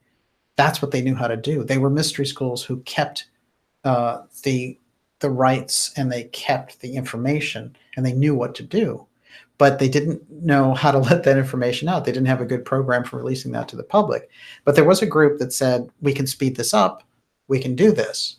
And there was a lot of back and forth. And so what happened was there's a decision that was taken to introduce spiritualism. This was the first real move. Spiritual healing, mediumship, and the spiritualism craze that took over in the 1850s America. That's part of that decision. Yeah. It's interesting. I'm just sort of putting things together right now as I'm listening to you. It's actually Gurdjieff's movement was better. It should have been that movement because Theosophy was too, it fed into everybody's fantasies too much, and it wasn't about preparing the vessel. It seems like just being able to work hard, right? Like, can you build a pile of rocks, right? All of that. It seems like you have to start from the ground up, right? It's true. To prepare the vessel to receive the spiritual insight, and that everybody wants to cut to the chase. Can I see visions? Right. Can I see angels? Can I see dead relatives? All of that. Well, they want the Enlightenment fact. Mm-hmm. It is interesting. I think they're different formulas. They don't know what's going to work and what's going to help the society, mm-hmm. but they are that guiding hand, and it is experimentation. Mm-hmm. But I will say this: Theosophy is incredible. It is. At its cradle stood true initiators. That's what Steiner had to say about Blavatsky and her work. Theosophy gave us the message. They helped us get out of the Dark Ages. So we got that incredible boost. I think what happened was about 30 or 40 years in, it lost its way because there were people who were just running around saying, well, I represent this ascended master or whatever, mm-hmm. Just like we have clowns around now who say they're galactic ambassadors or whatever. Mm-hmm. All that stuff was active then too, and they had marketing machines, and there was disinformation and exploitation and I mean, if you go back and really read those things, half the time they're like, how can you be basically saying all this fraudulent stuff about the Theosophical Society? Because there's a lot of competition generally, I think, in that period. And just like now, we have them and we deal with them all the time in the circle. Look at JFK Jr.'s alive and, mm-hmm. This kind of BS that gets thrown out there just for people to get their heads working on something, some new crazy mystery. That's not what it's about. That's a kind of titillation that is entertainment. Mm-hmm. The mystery school work literally uplifts the culture. It has a track record. Look at Steiner's work. We have biodynamic farming, eurythmy, the Waldorf schools. This has made a better culture. Casey's work, no one's more documented. 4 decades, affidavits of people healing, prophecies, all the rest of it. This is the incredible fruits of the work that these people did. But Blavatsky's work, I think, is spoken of with reverence by people like Steiner because they knew it was the breakthrough and that the real masters of wisdom tradition was working through those schools with Blavatsky. And even though in that particular line, she laid the foundation, but then wasn't able to kind of finish the package. And the people she gave it to, again, were high-minded like Besant, who did incredible work. But it took Steiner's work bringing it back to this Western initiators, esoteric version of Christianity that was going to that was the setup for what we were moving into in the 21st century. That was the tool that we needed. It is the tool we need for the Ahrimanic transhumanist aspect. It is interesting, though, when you think about the connecting the dots on that. It's quite wild. Yeah. Did you want to say something else about that? No, but there's just I can't wait till you finish up because I want to get to the questions. I love that. Olivia speaks her mind. Everyone, you're watching the Dark Journalist program. This is a very, very interesting deep dive into these characters. And I have to say that when we get around Steiner, when we get around Francis Bacon, when we get around Blavatsky, we're starting to get a sense that there's a movement that is parallel with everything else that's happening in society. It's a group, and they're watching and trying to guide humanity. And what we're trying to do is tune in to that through the things that they've left behind for us. It was very interesting when we were talking about Notre Dame. That was one of the gifts, basically, from these schools. It's very interesting when we get into that, the fires that they're having in Paris, and you see that legacy that they've left behind. So all those things are incredible losses. Okay, so let's cut here. You know, I had that quote, which was John Donne, and it's the "For Whom the Bell Tolls" quote. And I like this part. I will read it, which is, "No man is an island entire of itself. Every man is a piece of the continent, a part of the main. If a clod be washed away by the sea, Europe is the less, as well as if a promontory were, as well as if a manor of thy friends or thine own were. Any man's death diminishes me, because I am involved in mankind, and therefore never send to know for whom the bell tolls, it tolls for thee." That's John Donne, but Ernest Hemingway would bring it out, an incredible book, For Whom the Bell Tolls. That is someone, again, this is that literary tradition of the mystery tradition influencing these very deep insights, I will say. Quick thing here on Bulwer-Lytton, Edward Bulwer-Lytton, who wrote Zanoni, and he was referenced by both Theosophy and Anthroposophy as being an initiate. And Zanoni is all about a Rosicrucian angel. And he also wrote The Coming Race, and just quite remarkable stuff. But this is somebody who was directly influenced by the Rosicrucians. Bulwer-Lytton was also, by the way, a political figure. I guess in England, if you can have that kind of double life where you're a literary figure and you're also a famous politician. Because Francis Bacon had both as well.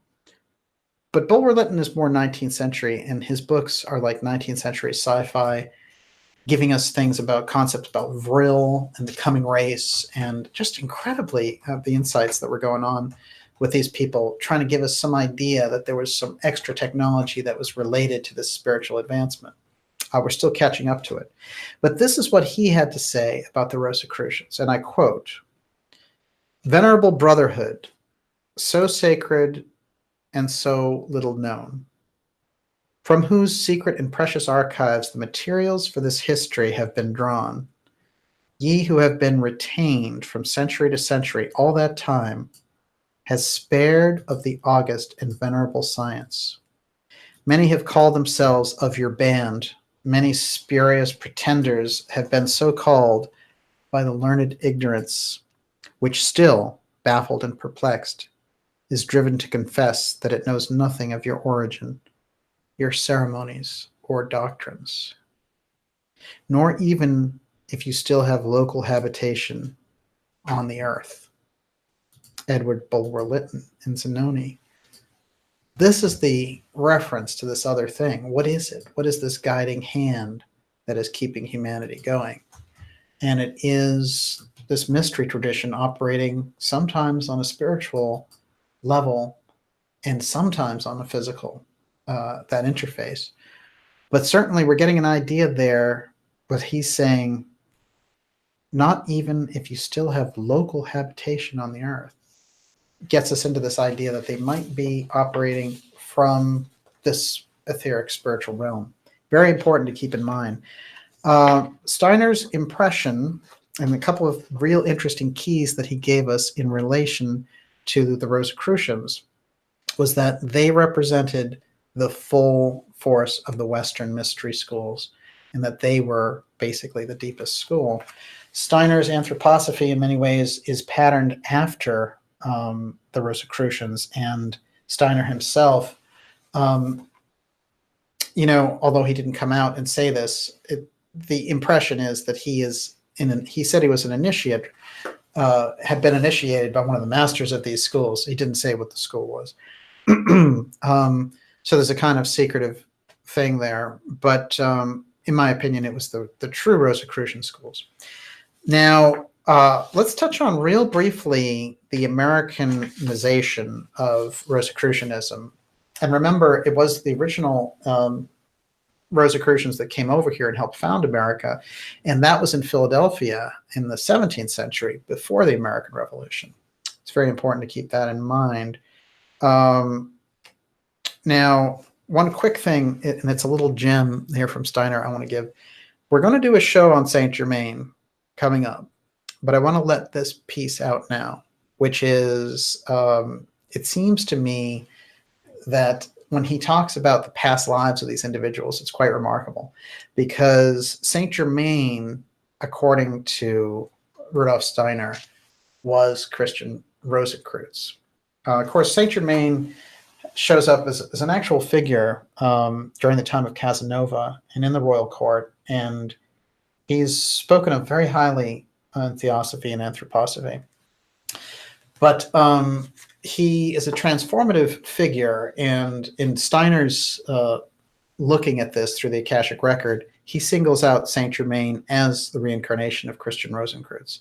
And he says that Christian Rosenkreuz is the reincarnation of Lazarus, who Christ raised from the dead. So we're getting a real deep input there as to why this is such a high figure, why this is such an important aspect that Rosenkreuz is able to bring forward, because he is basically, he has this spiritual background from these different lives. Yes, Miss Olivia. No, I'm just laughing. Steve Bosco said, "Is that Chris Elliott?"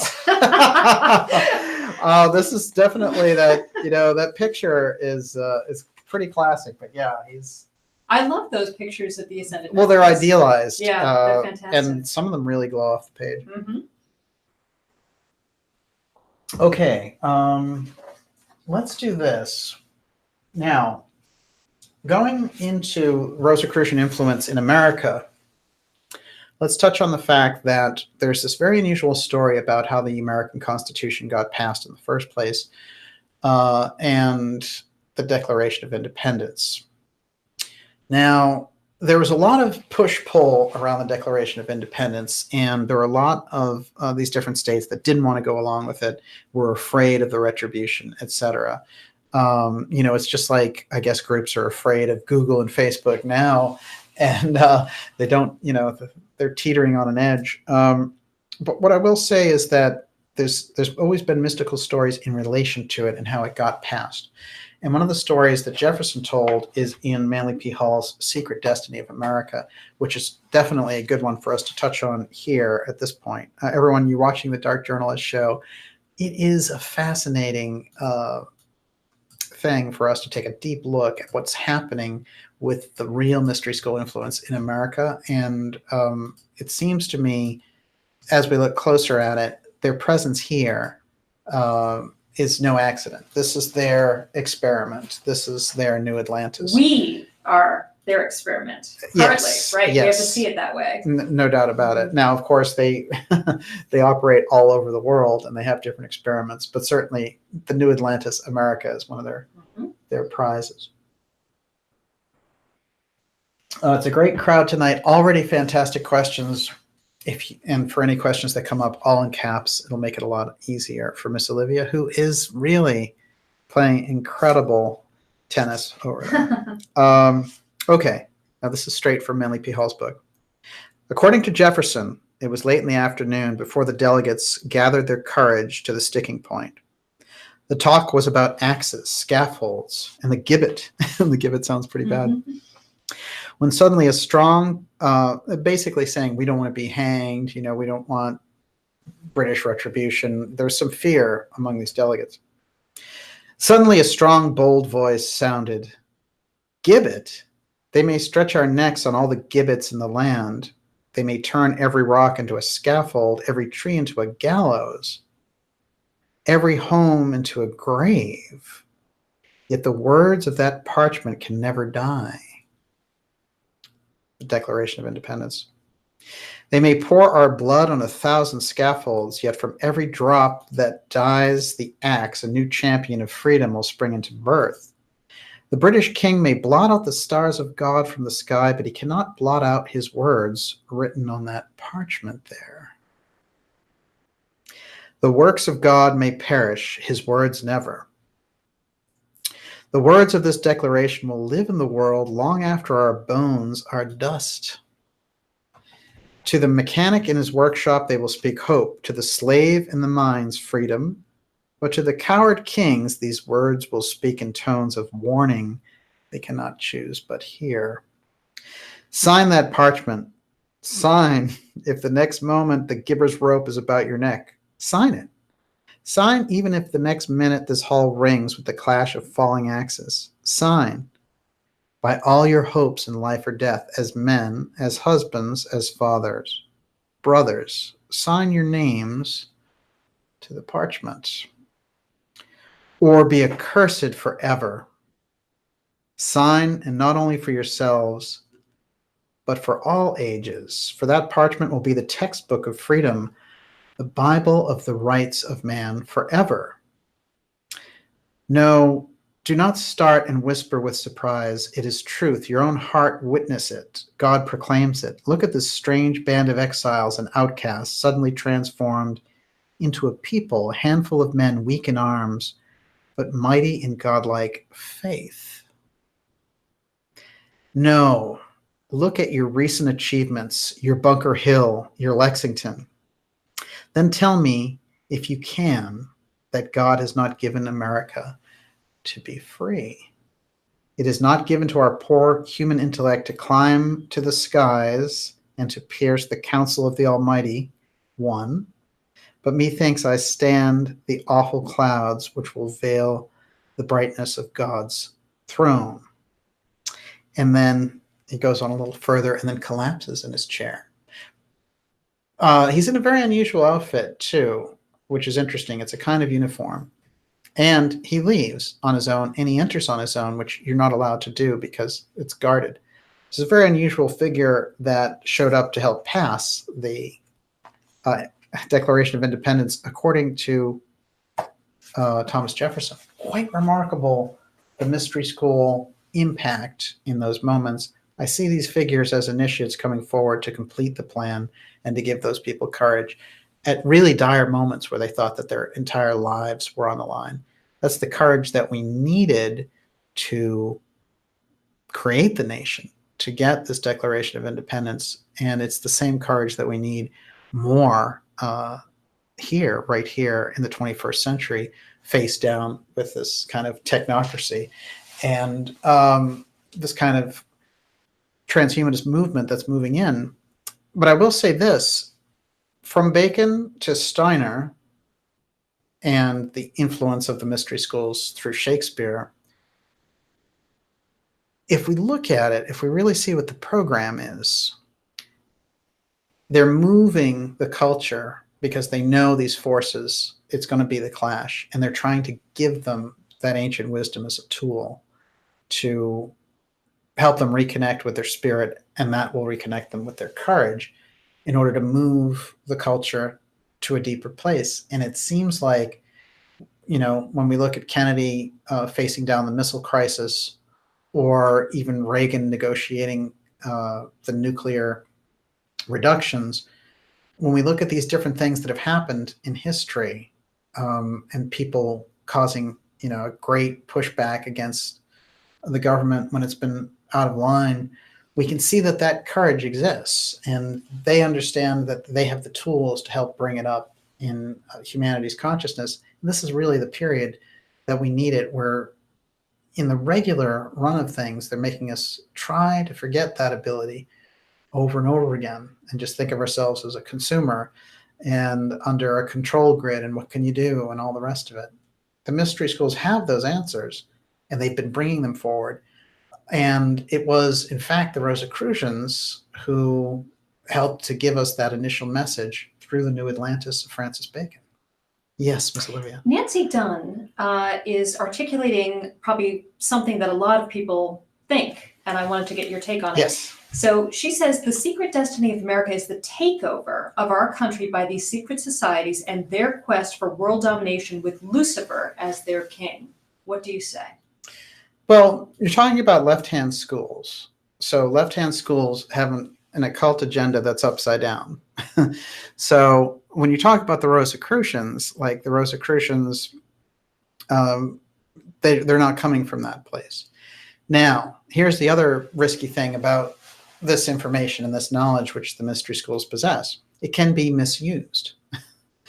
And when we look at that and we see the kind of, the people who grasp for power, then you can see how when you have great abilities that have been vouchsafed down through noble groups, then stealing those secrets or pirating them and parodying them is something that is a constant threat. But so I think we have to separate when you're talking about a mystery school versus a kind of a left-hand secret society. The left-hand secret societies want to use, in a Crowleyan fashion, they kind of want to use the ability to dominate, to have an advantage. And their whole answer to everything is power. So that's a very different thing from what a mystery school is, though. So we have to not, get out of the Mickey Mouse caricature version of, hey, those guys use secret symbols, they must be evil, No, the sacred symbols are given down through the highest brotherhoods, and they are given down through mystery traditions of incredibly advanced individuals, and in some cases, individuals who have transcended physical existence and operate on a spiritual plane. So we have to understand what we're talking about. And, it's a nice punchline, but we have to be careful not to just say, oh, that's Lucifer or Satan or something like that, when you're dealing with an incredibly exalted group that goes all the way back to Akhenaten, for example. Right. The other thing is, our founding fathers are getting maligned left and right these days. But when you really think about it, it's just very basic. These were, landed gentry. They had power. They had influence. They didn't need this. They didn't need to BS. Fight the British. No, they did not need this. So why did they bother doing it? They had a destiny. They definitely had a destiny. Well, here's what I want to do. I'm going to jump to Amorc, the kind of modern Rosicrucian group. And while I'm jumping there, Miss Olivia, you can, if you've got one more, it's okay. The piece that you just read out loud, who wrote that? I forget which one I was reading. It was the one about sign it. Oh, that's Manley P Hall. And he's quoting Saint Germain? No. It's Thomas Jefferson's story. There was a number of stories that came out about how the Declaration of Independence got signed.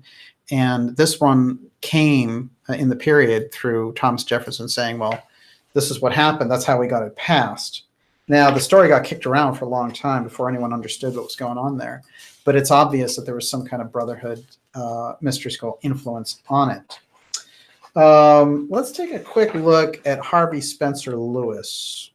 He started the American version of the Rosicrucian school and the Rosicrucian order called Amorc. This is a very interesting individual. He founded it in 1915. He had a great interest in Egypt. Wow, and those eyes. He definitely had a spiritual way about him. What's fascinating is that he makes reference to getting these circulating occult esoteric information files. And then he starts talking about the Hall of Records under the Sphinx. It's very interesting to me because obviously the person who was circulating that information was the ARE in Casey's reading in 1932, which predate him talking about this, 1936. So he was picking directly up on that. I mentioned the Sphinx because this group, oddly enough, in the 1930s. Or actually, let me get the actual date here. Yeah, this is actually 1936. What they do after they build this Rosicrucian temple, and they've been around for 20 years, and they've put together and taken these Egyptian artifacts from different museums and collections, and people have given them to form the biggest collection of artifacts on the West Coast and almost in all of America, including some of the best, like Metropolitan Museum of Art. They have some of the most incredible Egyptian artwork and artifacts. So they erected this temple in San Jose, and he himself apparently was very psychically inclined. But I think that he actually, he does a mighty effort to get this going. He's not somebody who I see in the same way as like a Steiner or a Blavatsky. He's different. As we get a lot of these figures in the 20th century, they're drawing on the work of other people, and they're just kind of good at doing things on the ground. This guy had incredible business chops. So in 1936, they put a time capsule, let's see here, in there inside of the Sphinx at the Rosicrucian Center in San Jose, which is their big temple. Now, if you know anything about stealth archives from watching the X series, you know that time capsules are a big part of that, and that everyone who's involved with those from different presidents like Eisenhower and Nixon and other figures. You also know about the Nixon time capsule story that we brought forward here from Robert Merritt. So there's a great legacy in these stealth archives that this information is all going to come out at some point, and it's going to move the culture forward. And those people who have been involved with it wanted in those time capsules to let that information out, that they were, that the role that they played involved with this. Now, in their case, it was very odd because there was a news story in relation to it that came out. I'll just give you the headline here real quick. It says, Rosicrucian philosophy buried in crypt until year AD 8113. And the story goes, archaeologists of 6,000 years in the future will have made the most startling discovery in the history of man when they forced their way into the crypt of civilization in Georgia, which is where they put it. The temple Sphinx is in San Jose, but somehow they wound up putting the time capsule in Georgia. The Rosicrucians, according to Jean Dupay, a local member of the Philosophical Order, have been asked to make an important final contribution to a project begun by Oglethorpe University. So, knowledge to civilization for the year AD 8113. That's pretty far off in the future. It's an odd date, too. The Rosicrucian Order, AMORC, just sent its archives at San Jose, California, upon the request of Dr. Peters, an archivist at Oglethorpe University, manuscripts containing the essence of its philosophical doctrines to be included with other chosen works of music, art, science, etc. So they do this, and they take part in this, and this thing is going to be opened in 8113. Something very strange happens, which is in 2015, the time capsule gets opened prematurely. And what happens is the leader of AMORC, the modern American Rosicrucian version, puts a new time capsule in there. That's him doing it. There's a picture of it. There's an entire ceremony of this online on YouTube, by the way. They don't explain why the timing, but there is a 100-year interval between when it was started and this picture. So this is a 100-year curve. Now, something else rather extraordinary happened on that 100-year anniversary. The White House, and I have double-checked this letter, President Obama on March 12, 2015, let's see if you can see this letter real quick. That's a signature down here.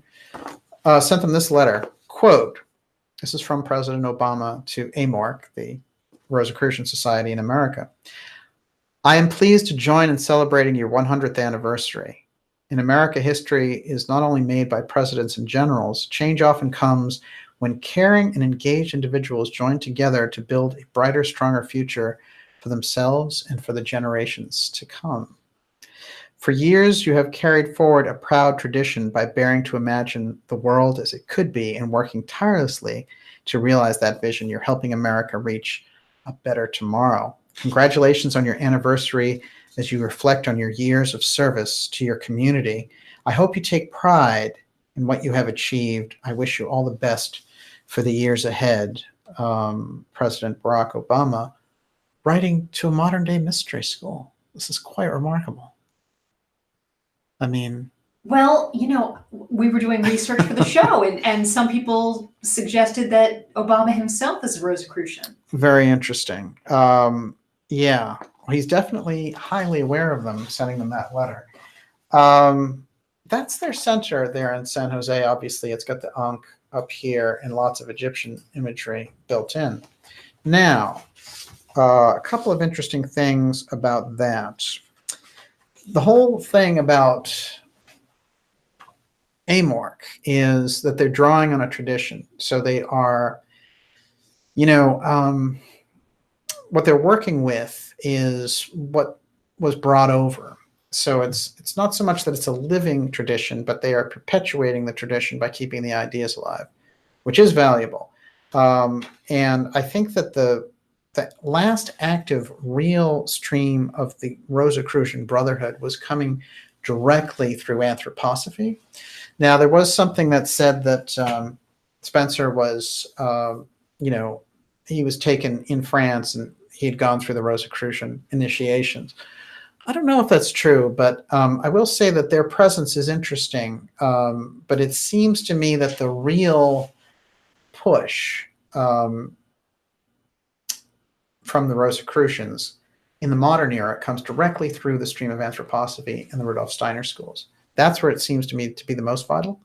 But I will say this, interestingly enough, they have the Francis Bacon Auditorium there when you go to the Rosicrucian headquarters in San Jose, and they claim Bacon as an honorary, you know, someone who they know was a Rosicrucian. Now, the record would tend to agree with them, but I think it's interesting that they're so bold and outspoken about it. So the Sphinx imagery, the time capsules, the mystery school, something very interesting going on with that. And then the letter from Obama. I couldn't resist that aspect. And with that, Miss Olivia, I'm going to turn the floor over to you. Okay, so could you clarify Yes. about that time capsule in Georgia? Because people are wondering if it has anything to do with the Georgia Guidestones. Well, that's pretty interesting. It's to be opened in 8113, and the story itself is odd. I will say that what they're saying is 50 such capsules will be placed in the time crypt, and they will contain 320,000 pages of knowledge. Cecil Poole, Supreme Secretary of the Rosicrucian Order, said the request for the Rosicrucian manuscripts was made because they represent a contemporary philosophy with its roots in the systems of thoughts which began centuries before the present era. The crypt was officially sealed in May of 1940. Now, what's weird is the Rosicrucians have their own time capsule situation. So it's interesting to me. I guess Oglethorpe University in Georgia could answer that question.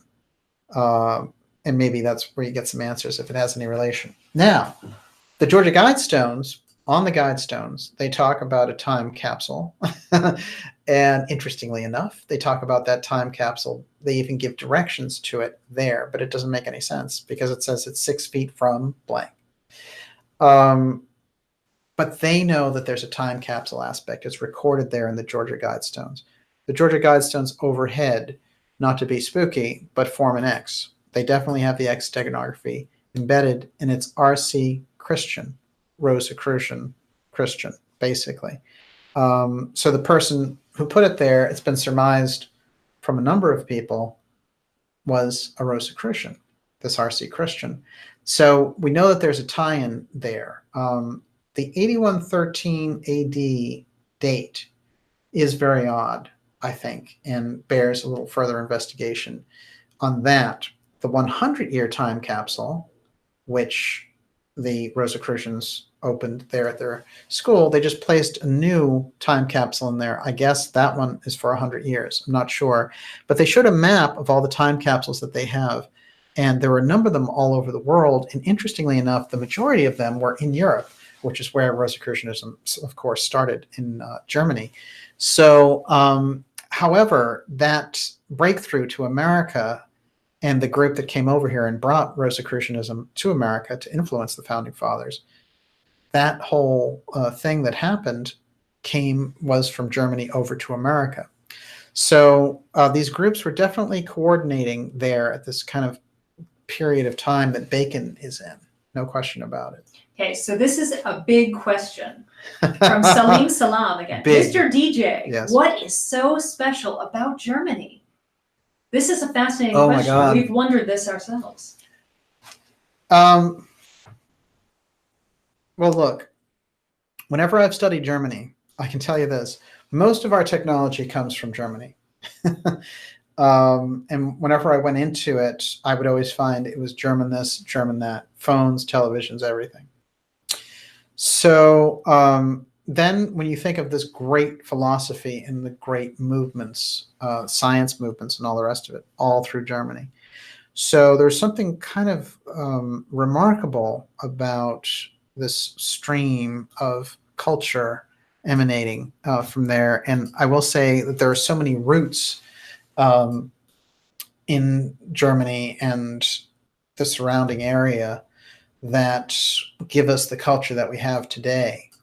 Now, there is a legend about, Rudolf Steiner talking about these initiates that go off to Europe, and some of them definitely land in India. But the Atlantean initiates, some of them, although we know that the grand majority start the Egyptian culture, there are others. And I think it's quite likely that they spawn this whole incredible German culture. And it is quite remarkable, and I do feel like there is something very special to be looked at there. And I know this is going to be very controversial to bring up, but I'm going to bring it up. Sure. So we were watching World War II special, and I can't remember which Nazi said it. Maybe Himmler. He said this is I know what you're talking about, actually. Mm-hmm. This is when I got this video, which was Mengele's son, actually. And he talked about how Mengele had been hiding out in South America for so many years, and the son tracked him down, and they had a meeting. And he started to talk to him and get to know him for a few days.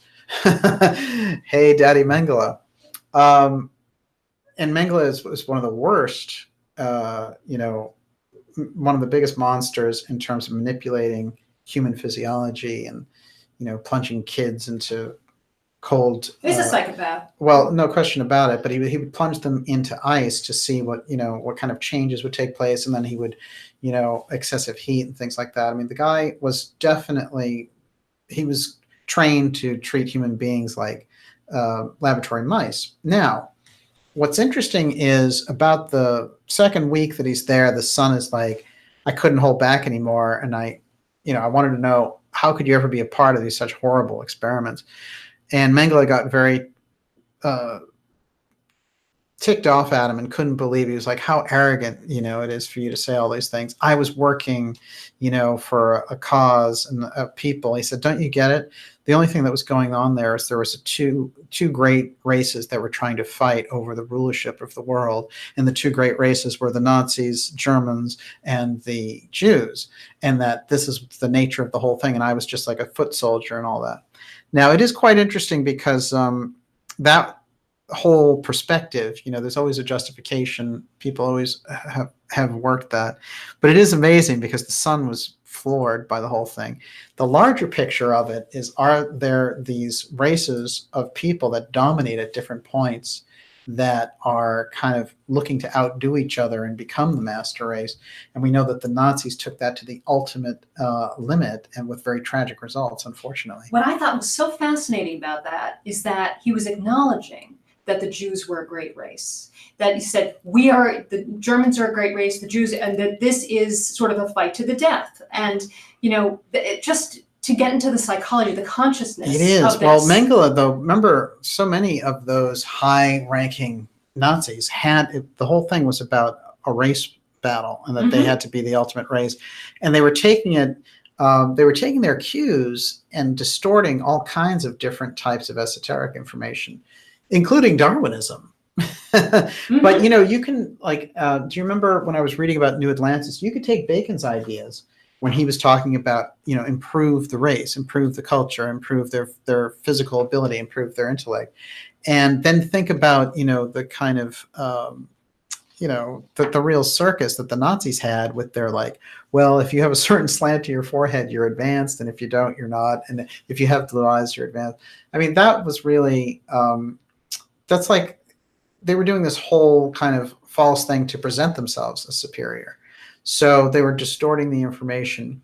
But it is interesting, whenever you look over all of those leaders that are in the Nazi movement, you'll find them very interested in Blavatsky's work around the Aryan culture, which existed in Atlantis periods. But again, they're distorting the information. So anytime you see these specials sometimes about Blavatsky or whatever, and they'll be like, she inspired the Nazi movement.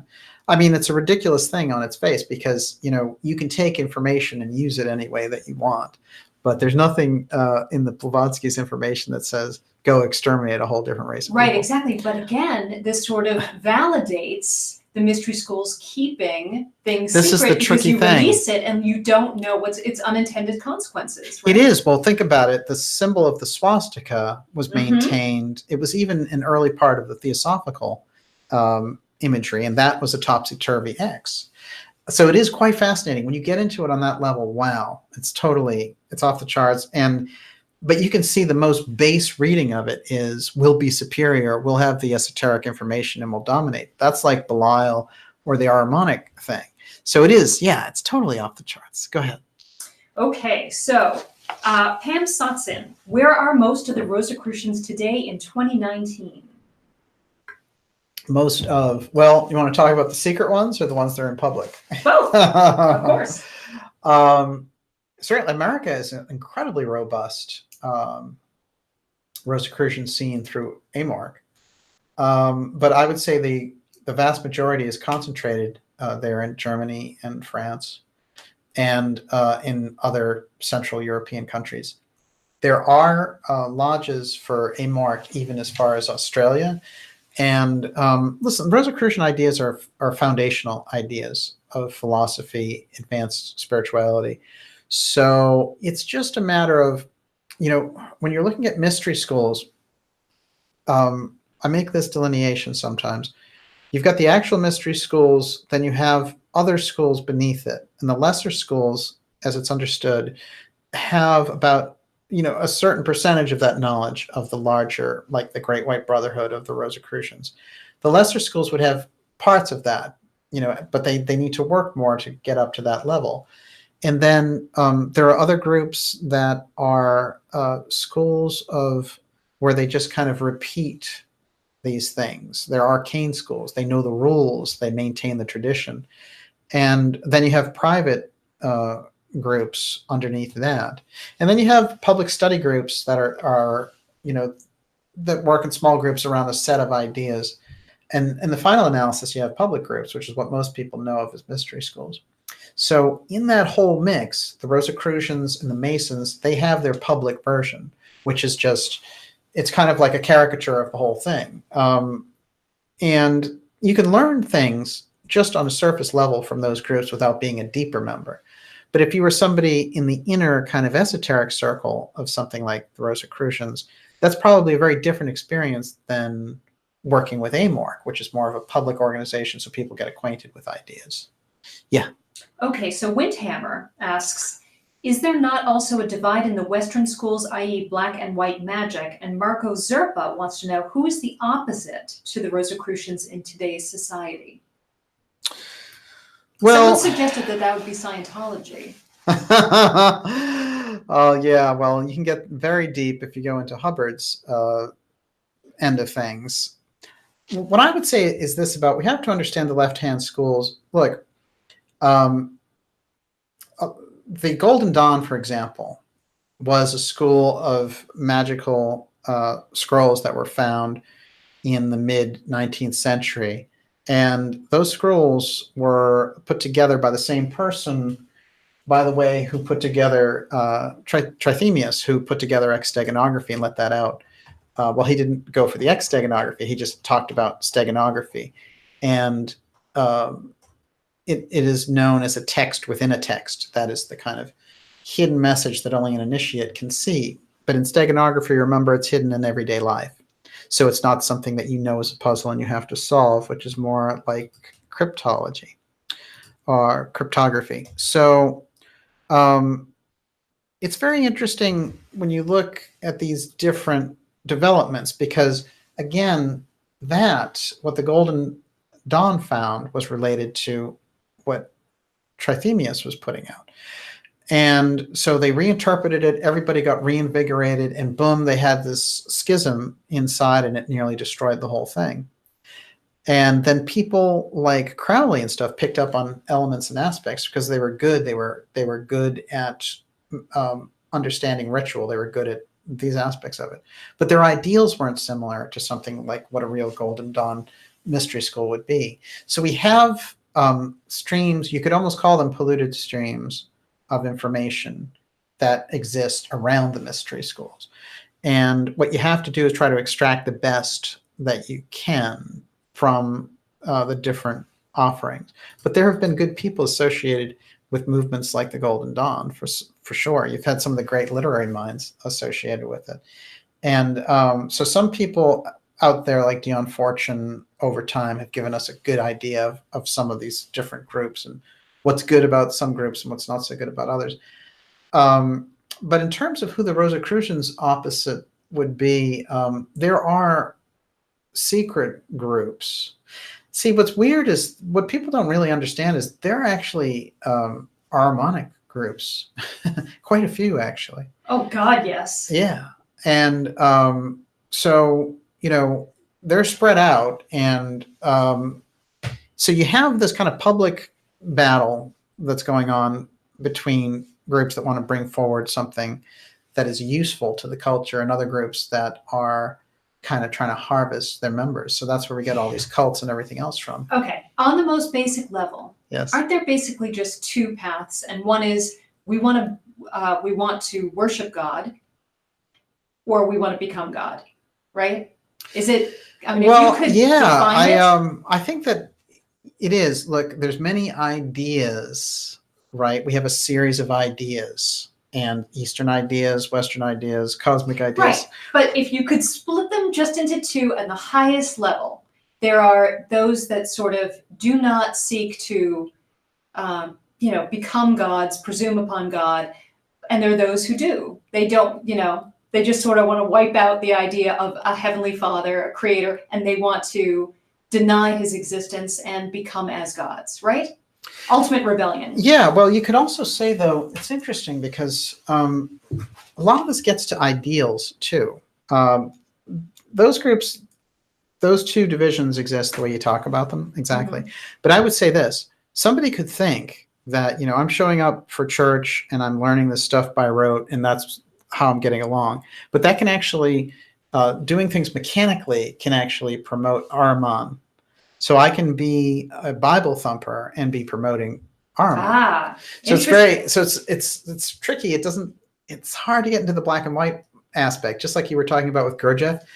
Gurdjieff was saying you have to work and get in touch with your body in order to ascend this way. And Theosophy was saying you have to understand that there's a higher order that you can be a part of, that you have to kind of tune into the masters. And it's interesting because there's different avenues for that higher knowledge. But if you go into something like OTO, and if you're talking about Crowley and this whole end of things, there is do what you will is the whole of the law. That's very different ideal than trying to help humanity. Actually, it's totally different. Yeah, what a lot of people are saying, it's basically service to self or service to others. It is. That's a very good way to. I like simplicity, and very often I don't like getting away with simplicity, but because I know there are layers to these things. Let's think of it like this, that fundamentally, let's face it, all the knowledge in the world, and you can build the atomic bomb. But if you don't have the wisdom of how to use it, you blow yourself and the world up.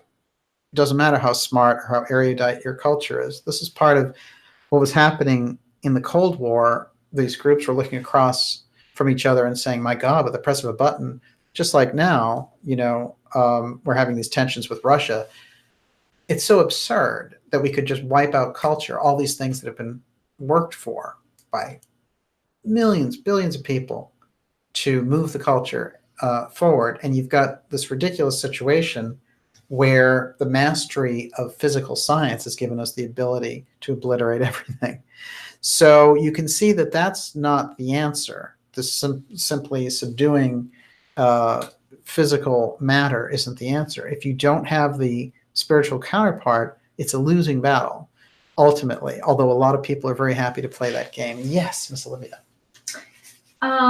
So Hyperion says... I love these questions, by the way. Before we go any further, I want to remind everyone, you're watching the Dark Journalist Show. We're going to take questions for about 10 more minutes, so we probably get 3 or 4 more questions in. It's been fantastic touching on the New Atlantis. Whenever we get into it, there's so much more for us to sort out, shall we say. And we can see that during the course of the X series, we're trying to bring this information forward and give us a place to start. And the X steganography is a fundamental place to start if we work with the idea of the mystery schools and the things that they have left behind. And, very often we're darting to the next revelation or whatever it might happen to be. The question really is, though, what have they left for us? What do they have there for us to interpret? And that's what gets us to the next step, by using the information that they've left. Yes. Hyperion. Steiner said that Ahrimanic force would manifest as the Antichrist in the early 21st century. He specifically said the Antichrist would be born in the latter half of the 20th in America. Well, I don't have that information. No, I do think that he talked about this period of time, but he didn't talk specifically saying, hey, he's going to be born in such and then manifest here. So I've read a lot of Steiner. I haven't seen that one. If you have something like that, you can email it to info@darkjournalist.com. And I think that when he talks about a physical incarnation of Ahriman, he does say it's going to happen. That's absolutely right. But it's not pinpointed as to exactly when. We know that we're in the general window. So it could happen sometime, say, over the course of the next 100 years. But he certainly, there's nothing about Ahriman where he says, he's incarnated in the late 90s and he's going to be 20 or whatever. It doesn't exist. But any of those lectures where you think that there's a reference that might be to a date, please send it over. I've read the Ahriman lectures pretty thoroughly, and I haven't seen anything like that. Yeah. Okay, David Donaway. Was Atlantis corrupted absolutely, and what will make a new Atlantis different? Well, this is the thing, which is we are the new Atlantis, and so we are repeating history. Yeah, in the esoteric tradition, we in Atlantis messed up.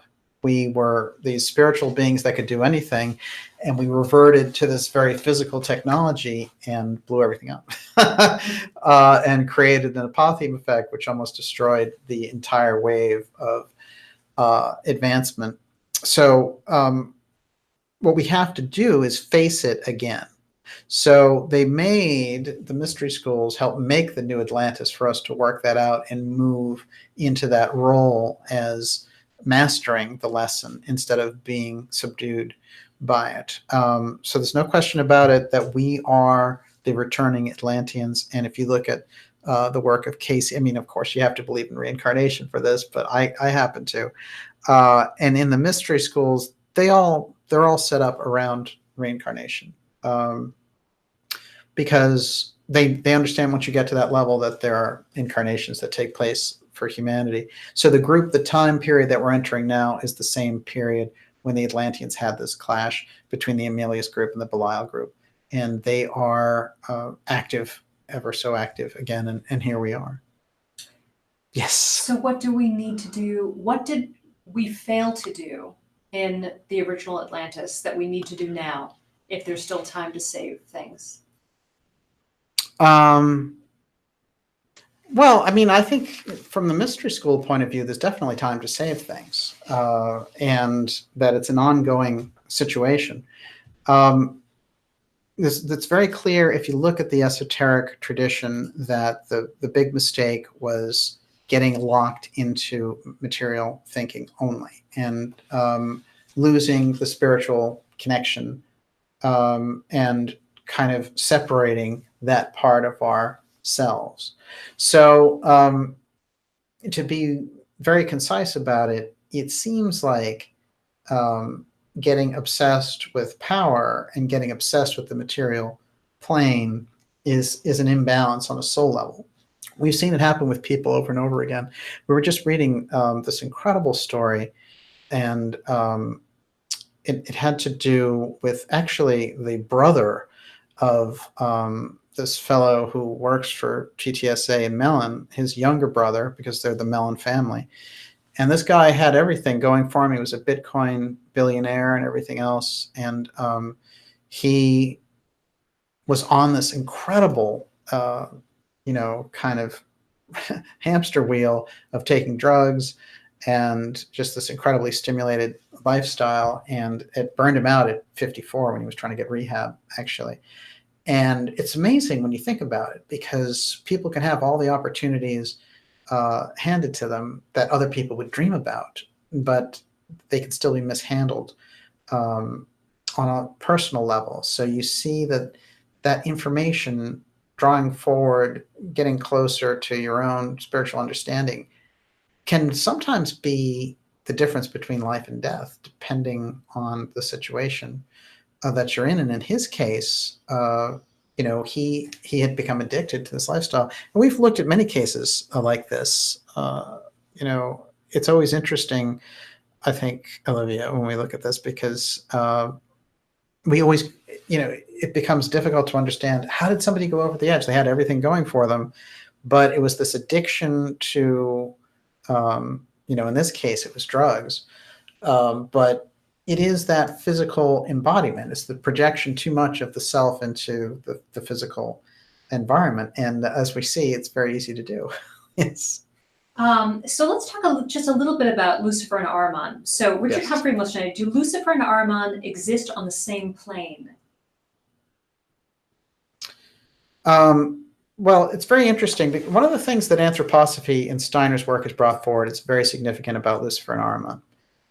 They bring forward Ahriman as the actual Satan. That's what we understand as the evil force in the Bible and all the rest of it. That's Ahriman. Lucifer is different, but also is working across purposes with humanity. So what he says is not so much, we're not supposed to kind of flee from these forces. We're supposed to face them and gain knowledge from that, facing up to them, gain something, meet the test and overcome it. So, it's understood that in esoteric lore that the Luciferic, what they call Lucifer Gnosis, gave us the ability of speech a little too early. So there were groups that were operating with humanity early on when it was developing. And some of them, gave us incredible gifts, of culture. And others were very detrimental. The Ahrimanic force was always detrimental. The Lucifer Gnosis, depending on how we interacted with it, if we could face it and just take the advancement of it, it was different. But unfortunately, the Lucifer Gnosis acts more like the Ahrimanic force now.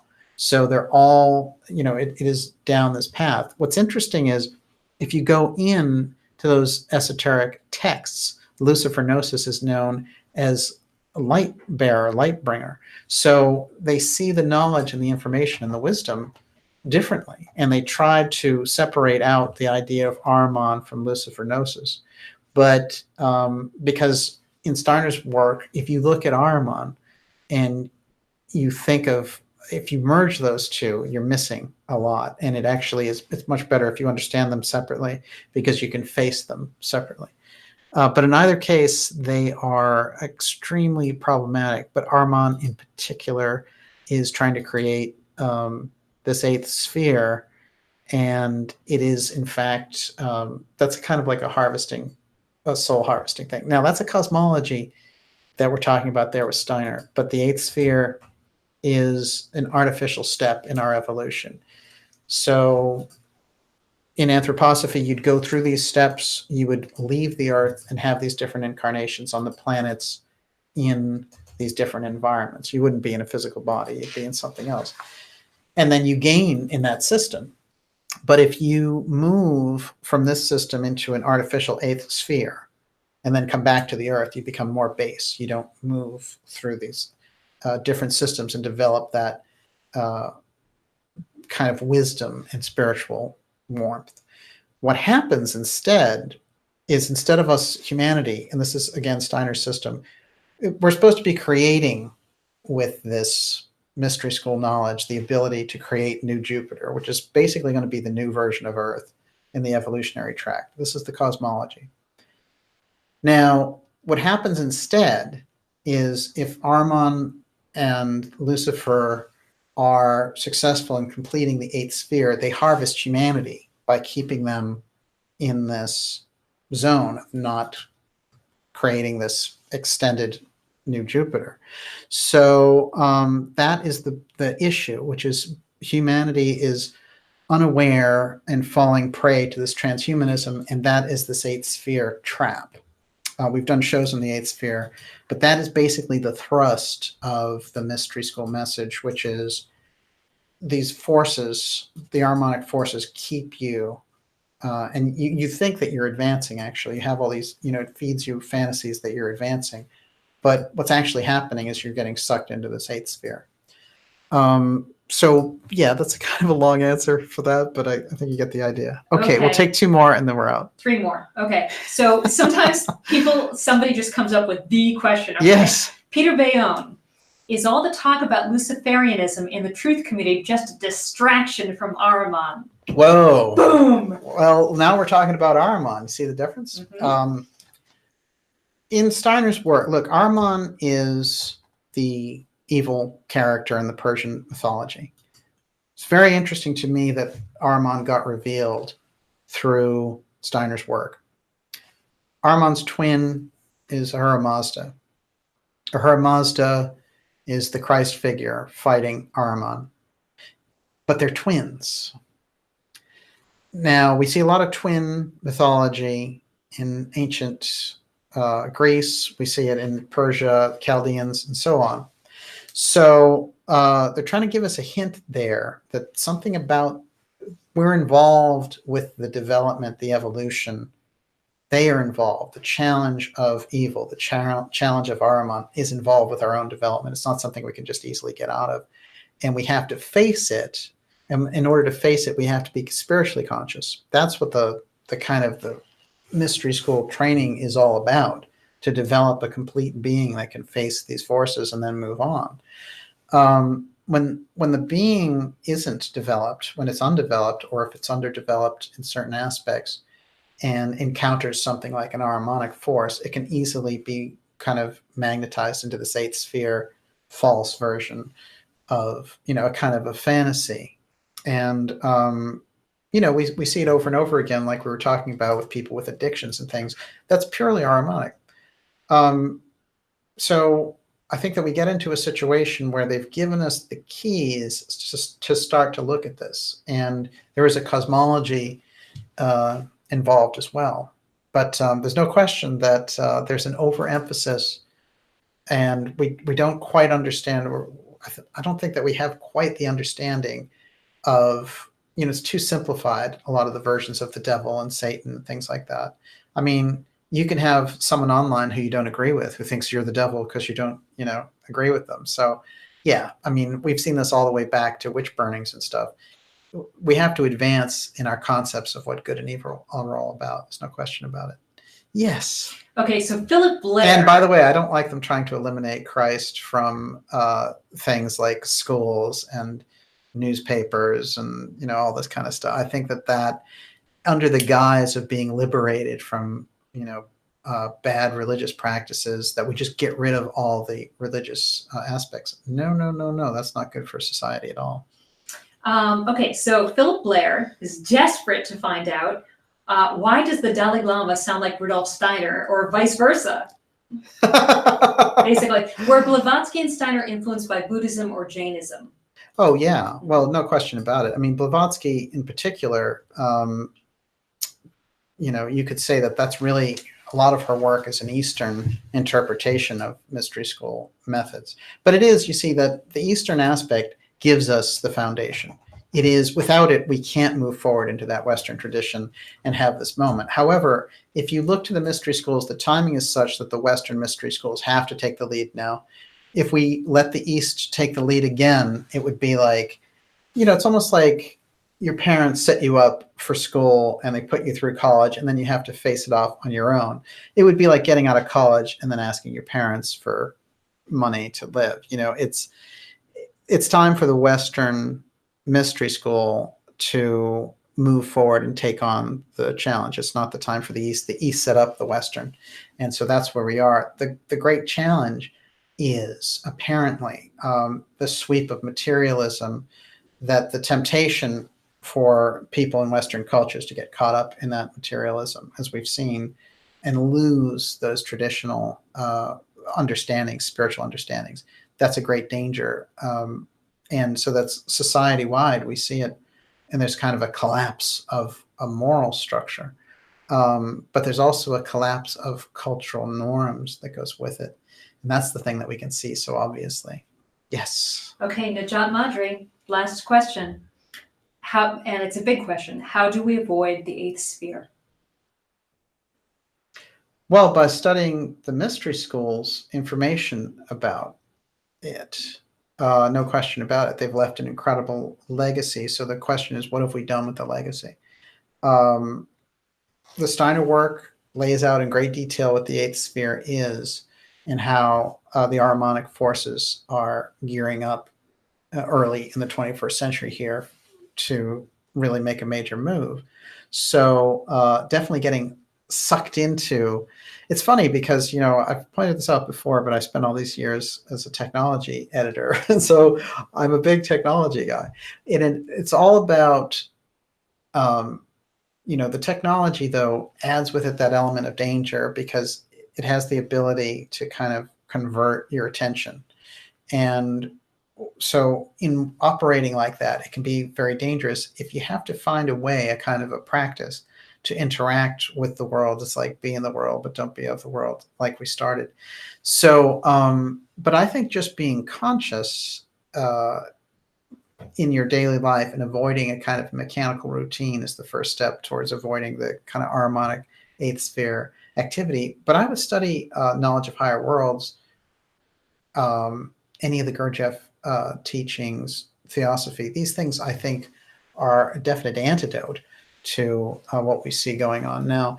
But I do feel like there is the thing that we're seeing the most is people who grow up with the technology. They have to see it as outside of themselves and stop kind of, right, because they're about to bring it into their own bodies. Yeah, they're projecting it into the Borg, and they're going, it's going too far. And that represents a danger. We were talking about how Elon Musk, who's always says these things, against artificial intelligence, but he went on record saying that he wanted to project his consciousness into a cube. The reason I bring that up is, you can't. So, your soul is connected. If you understand anything about mystery schools, they give you the information about how your soul is connected to your astral body and your ethereal body.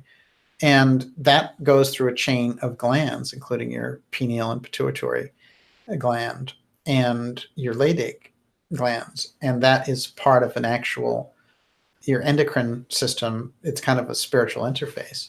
So the idea of you blinking out into a box, it's not going to happen. Okay. Incredible questions tonight. And we have a show on Saint Germain coming up, which is going to draw in all of these characters we've talked about tonight again, but with more information. And Saint Germain, there's some very special things about him. I have quite a fondness for the Ascended Masters. So. Yes. Yeah. Well, they're talking your language. That's what it is. Yeah. Well, and I think we need help. And here's a tantalizing clue for the Saint Germain show. Annie Besant, who took over the leadership for the Theosophical Society, claimed to have met Saint Germain in around 1900. But Saint Germain on the books is said to have died about 1801.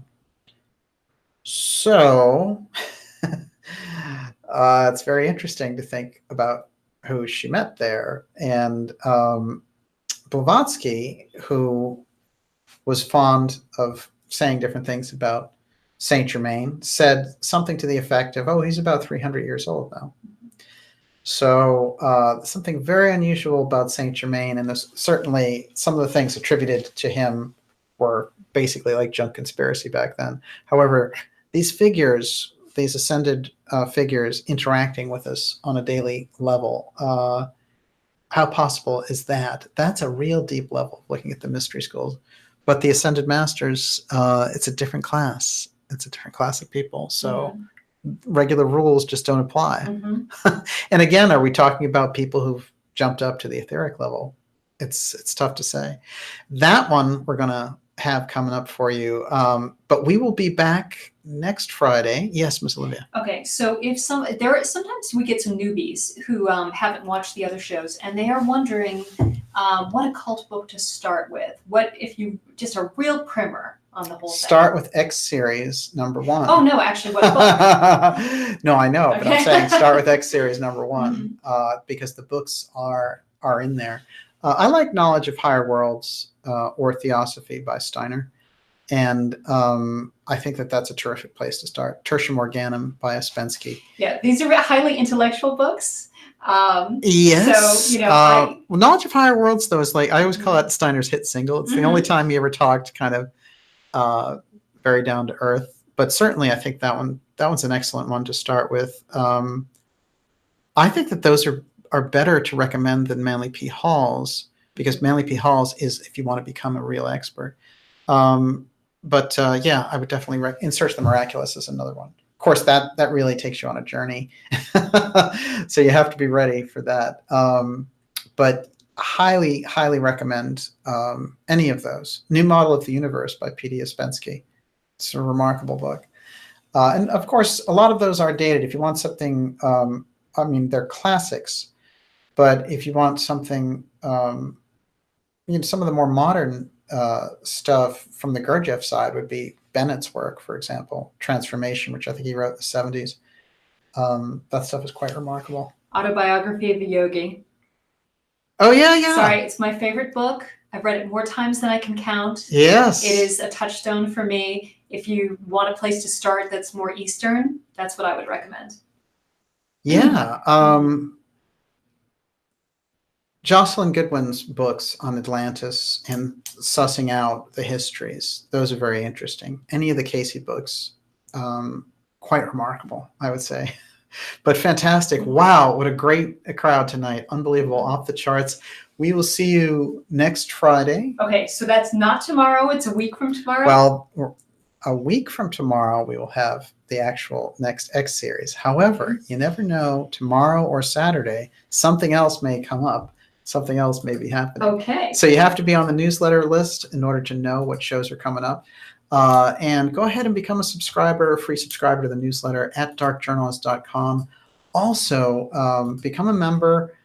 We've made it very affordable, and you're going to want to be a member of Dark Journalist this summer in particular, because we have some incredible things that are going to be coming up for subscribers, as those who came to the Graham Hancock event just found out a little while ago. It pays to be a member. And it's incredibly inexpensive. It's like $5 a month, and it helps move the information out there. And I always say we need to get behind the things that are moving the conversation and moving the culture. And on this July 4th, what I can say is it's important for us to recognize the role of the mystery schools in setting up this incredible freedom experiments and independence that is America at its best. And hopefully we get to live up to all the gifts that those who created this situation for us and this environment and the great experiment to really move forward. So that's my hope on July 4th, 2019. And we will see you next week. Okay, I did want to say, I wanted to dedicate this episode to Destiny X938. This is a message from his wife. Hi, everyone. My husband watched this every week. I don't know how much he interacted with y'all, but I wanted to let you know he died last week. I'm messaging from his account. Oh, my goodness. So we are so sorry for your loss, and grateful if we could add any value. Incredible. Incredible. Well, we're so glad that he watched, and, we wish you all the comfort in the world. I have to say that it's so important sometimes when we think about the incredible spiritual experiences that people are going through that, sometimes it seems that the world is very superficial, but there are people who are going through very deep lessons. And that's something which I think we can all be closely a part of. And I have to say, it's great to see everyone coming out today. It's just fantastic. There's a few people, Esoteric 369, fantastic to see you. Bruce, great. Catherine Harris. Occult fan. He's out there. Kate, I know David you're out there. Termina. It's good to see you. Hyperion has been great tonight. Hyperion, fantastic. Ting Ting Shiny. There we go. I like that one. Brenda Fisher, fantastic. And we had some super chatters. If I can take a minute to thank them. Yes. Okay, absolutely. so Carol Andrews, GDNPB, Gabriel Akari, Bill Gomez, Igor St. George's Butler, Anita Grinwald, Scabtree Scabby, Jessa Lynn, Robert Ordaz, and Russell Boyles. Thank you so much. Fantastic. Thank you. We really appreciate it. And finally, I have to say to everyone that this weekend is Olivia's birthday. And so we all applaud Olivia and wish her the very best for a very happy birthday. Where is my cupcake? There was no cupcake, but we still have time for that one. A large round of applause for all the incredible things that you do. Thank you so much. And happy birthday. Thank you. Incredible. And everyone out there, I know that everyone is wishing you a happy birthday. I can feel this wave coming through. And we definitely want to, yes, what do you got? William Quippy decided to donate to my birthday cupcake. Thank you. Exactly. So, Miss Olivia, as usual, you get the last word. What's for dinner? Well, I'm going to have to do some. I need a candle on my birthday. I just do. So we'll have to remedy that immediately. You're doing it. Preferably on something chocolate. Pretty good. We will see you all next week, and it's been fantastic to have everyone with us. And all I can say is, someone else asked about books. Secret Destiny of America by Manley P Hall. That's a short read. It's actually a nice book to give us a good snapshot of the secret America. And let's see, I guess there's going to be some major fireworks here in about 10 minutes. I can hear it off the distance. Thank you so much, everyone. And we will see you next week. Thanks, everybody. Just listen to those explosions in the distance. Actually, I'm surprised we haven't heard more yet. I thought you were going to whistle the national anthem. You know I can't whistle. That is not national anthem. It's like the little sailor theme. I keep picturing George Washington marching.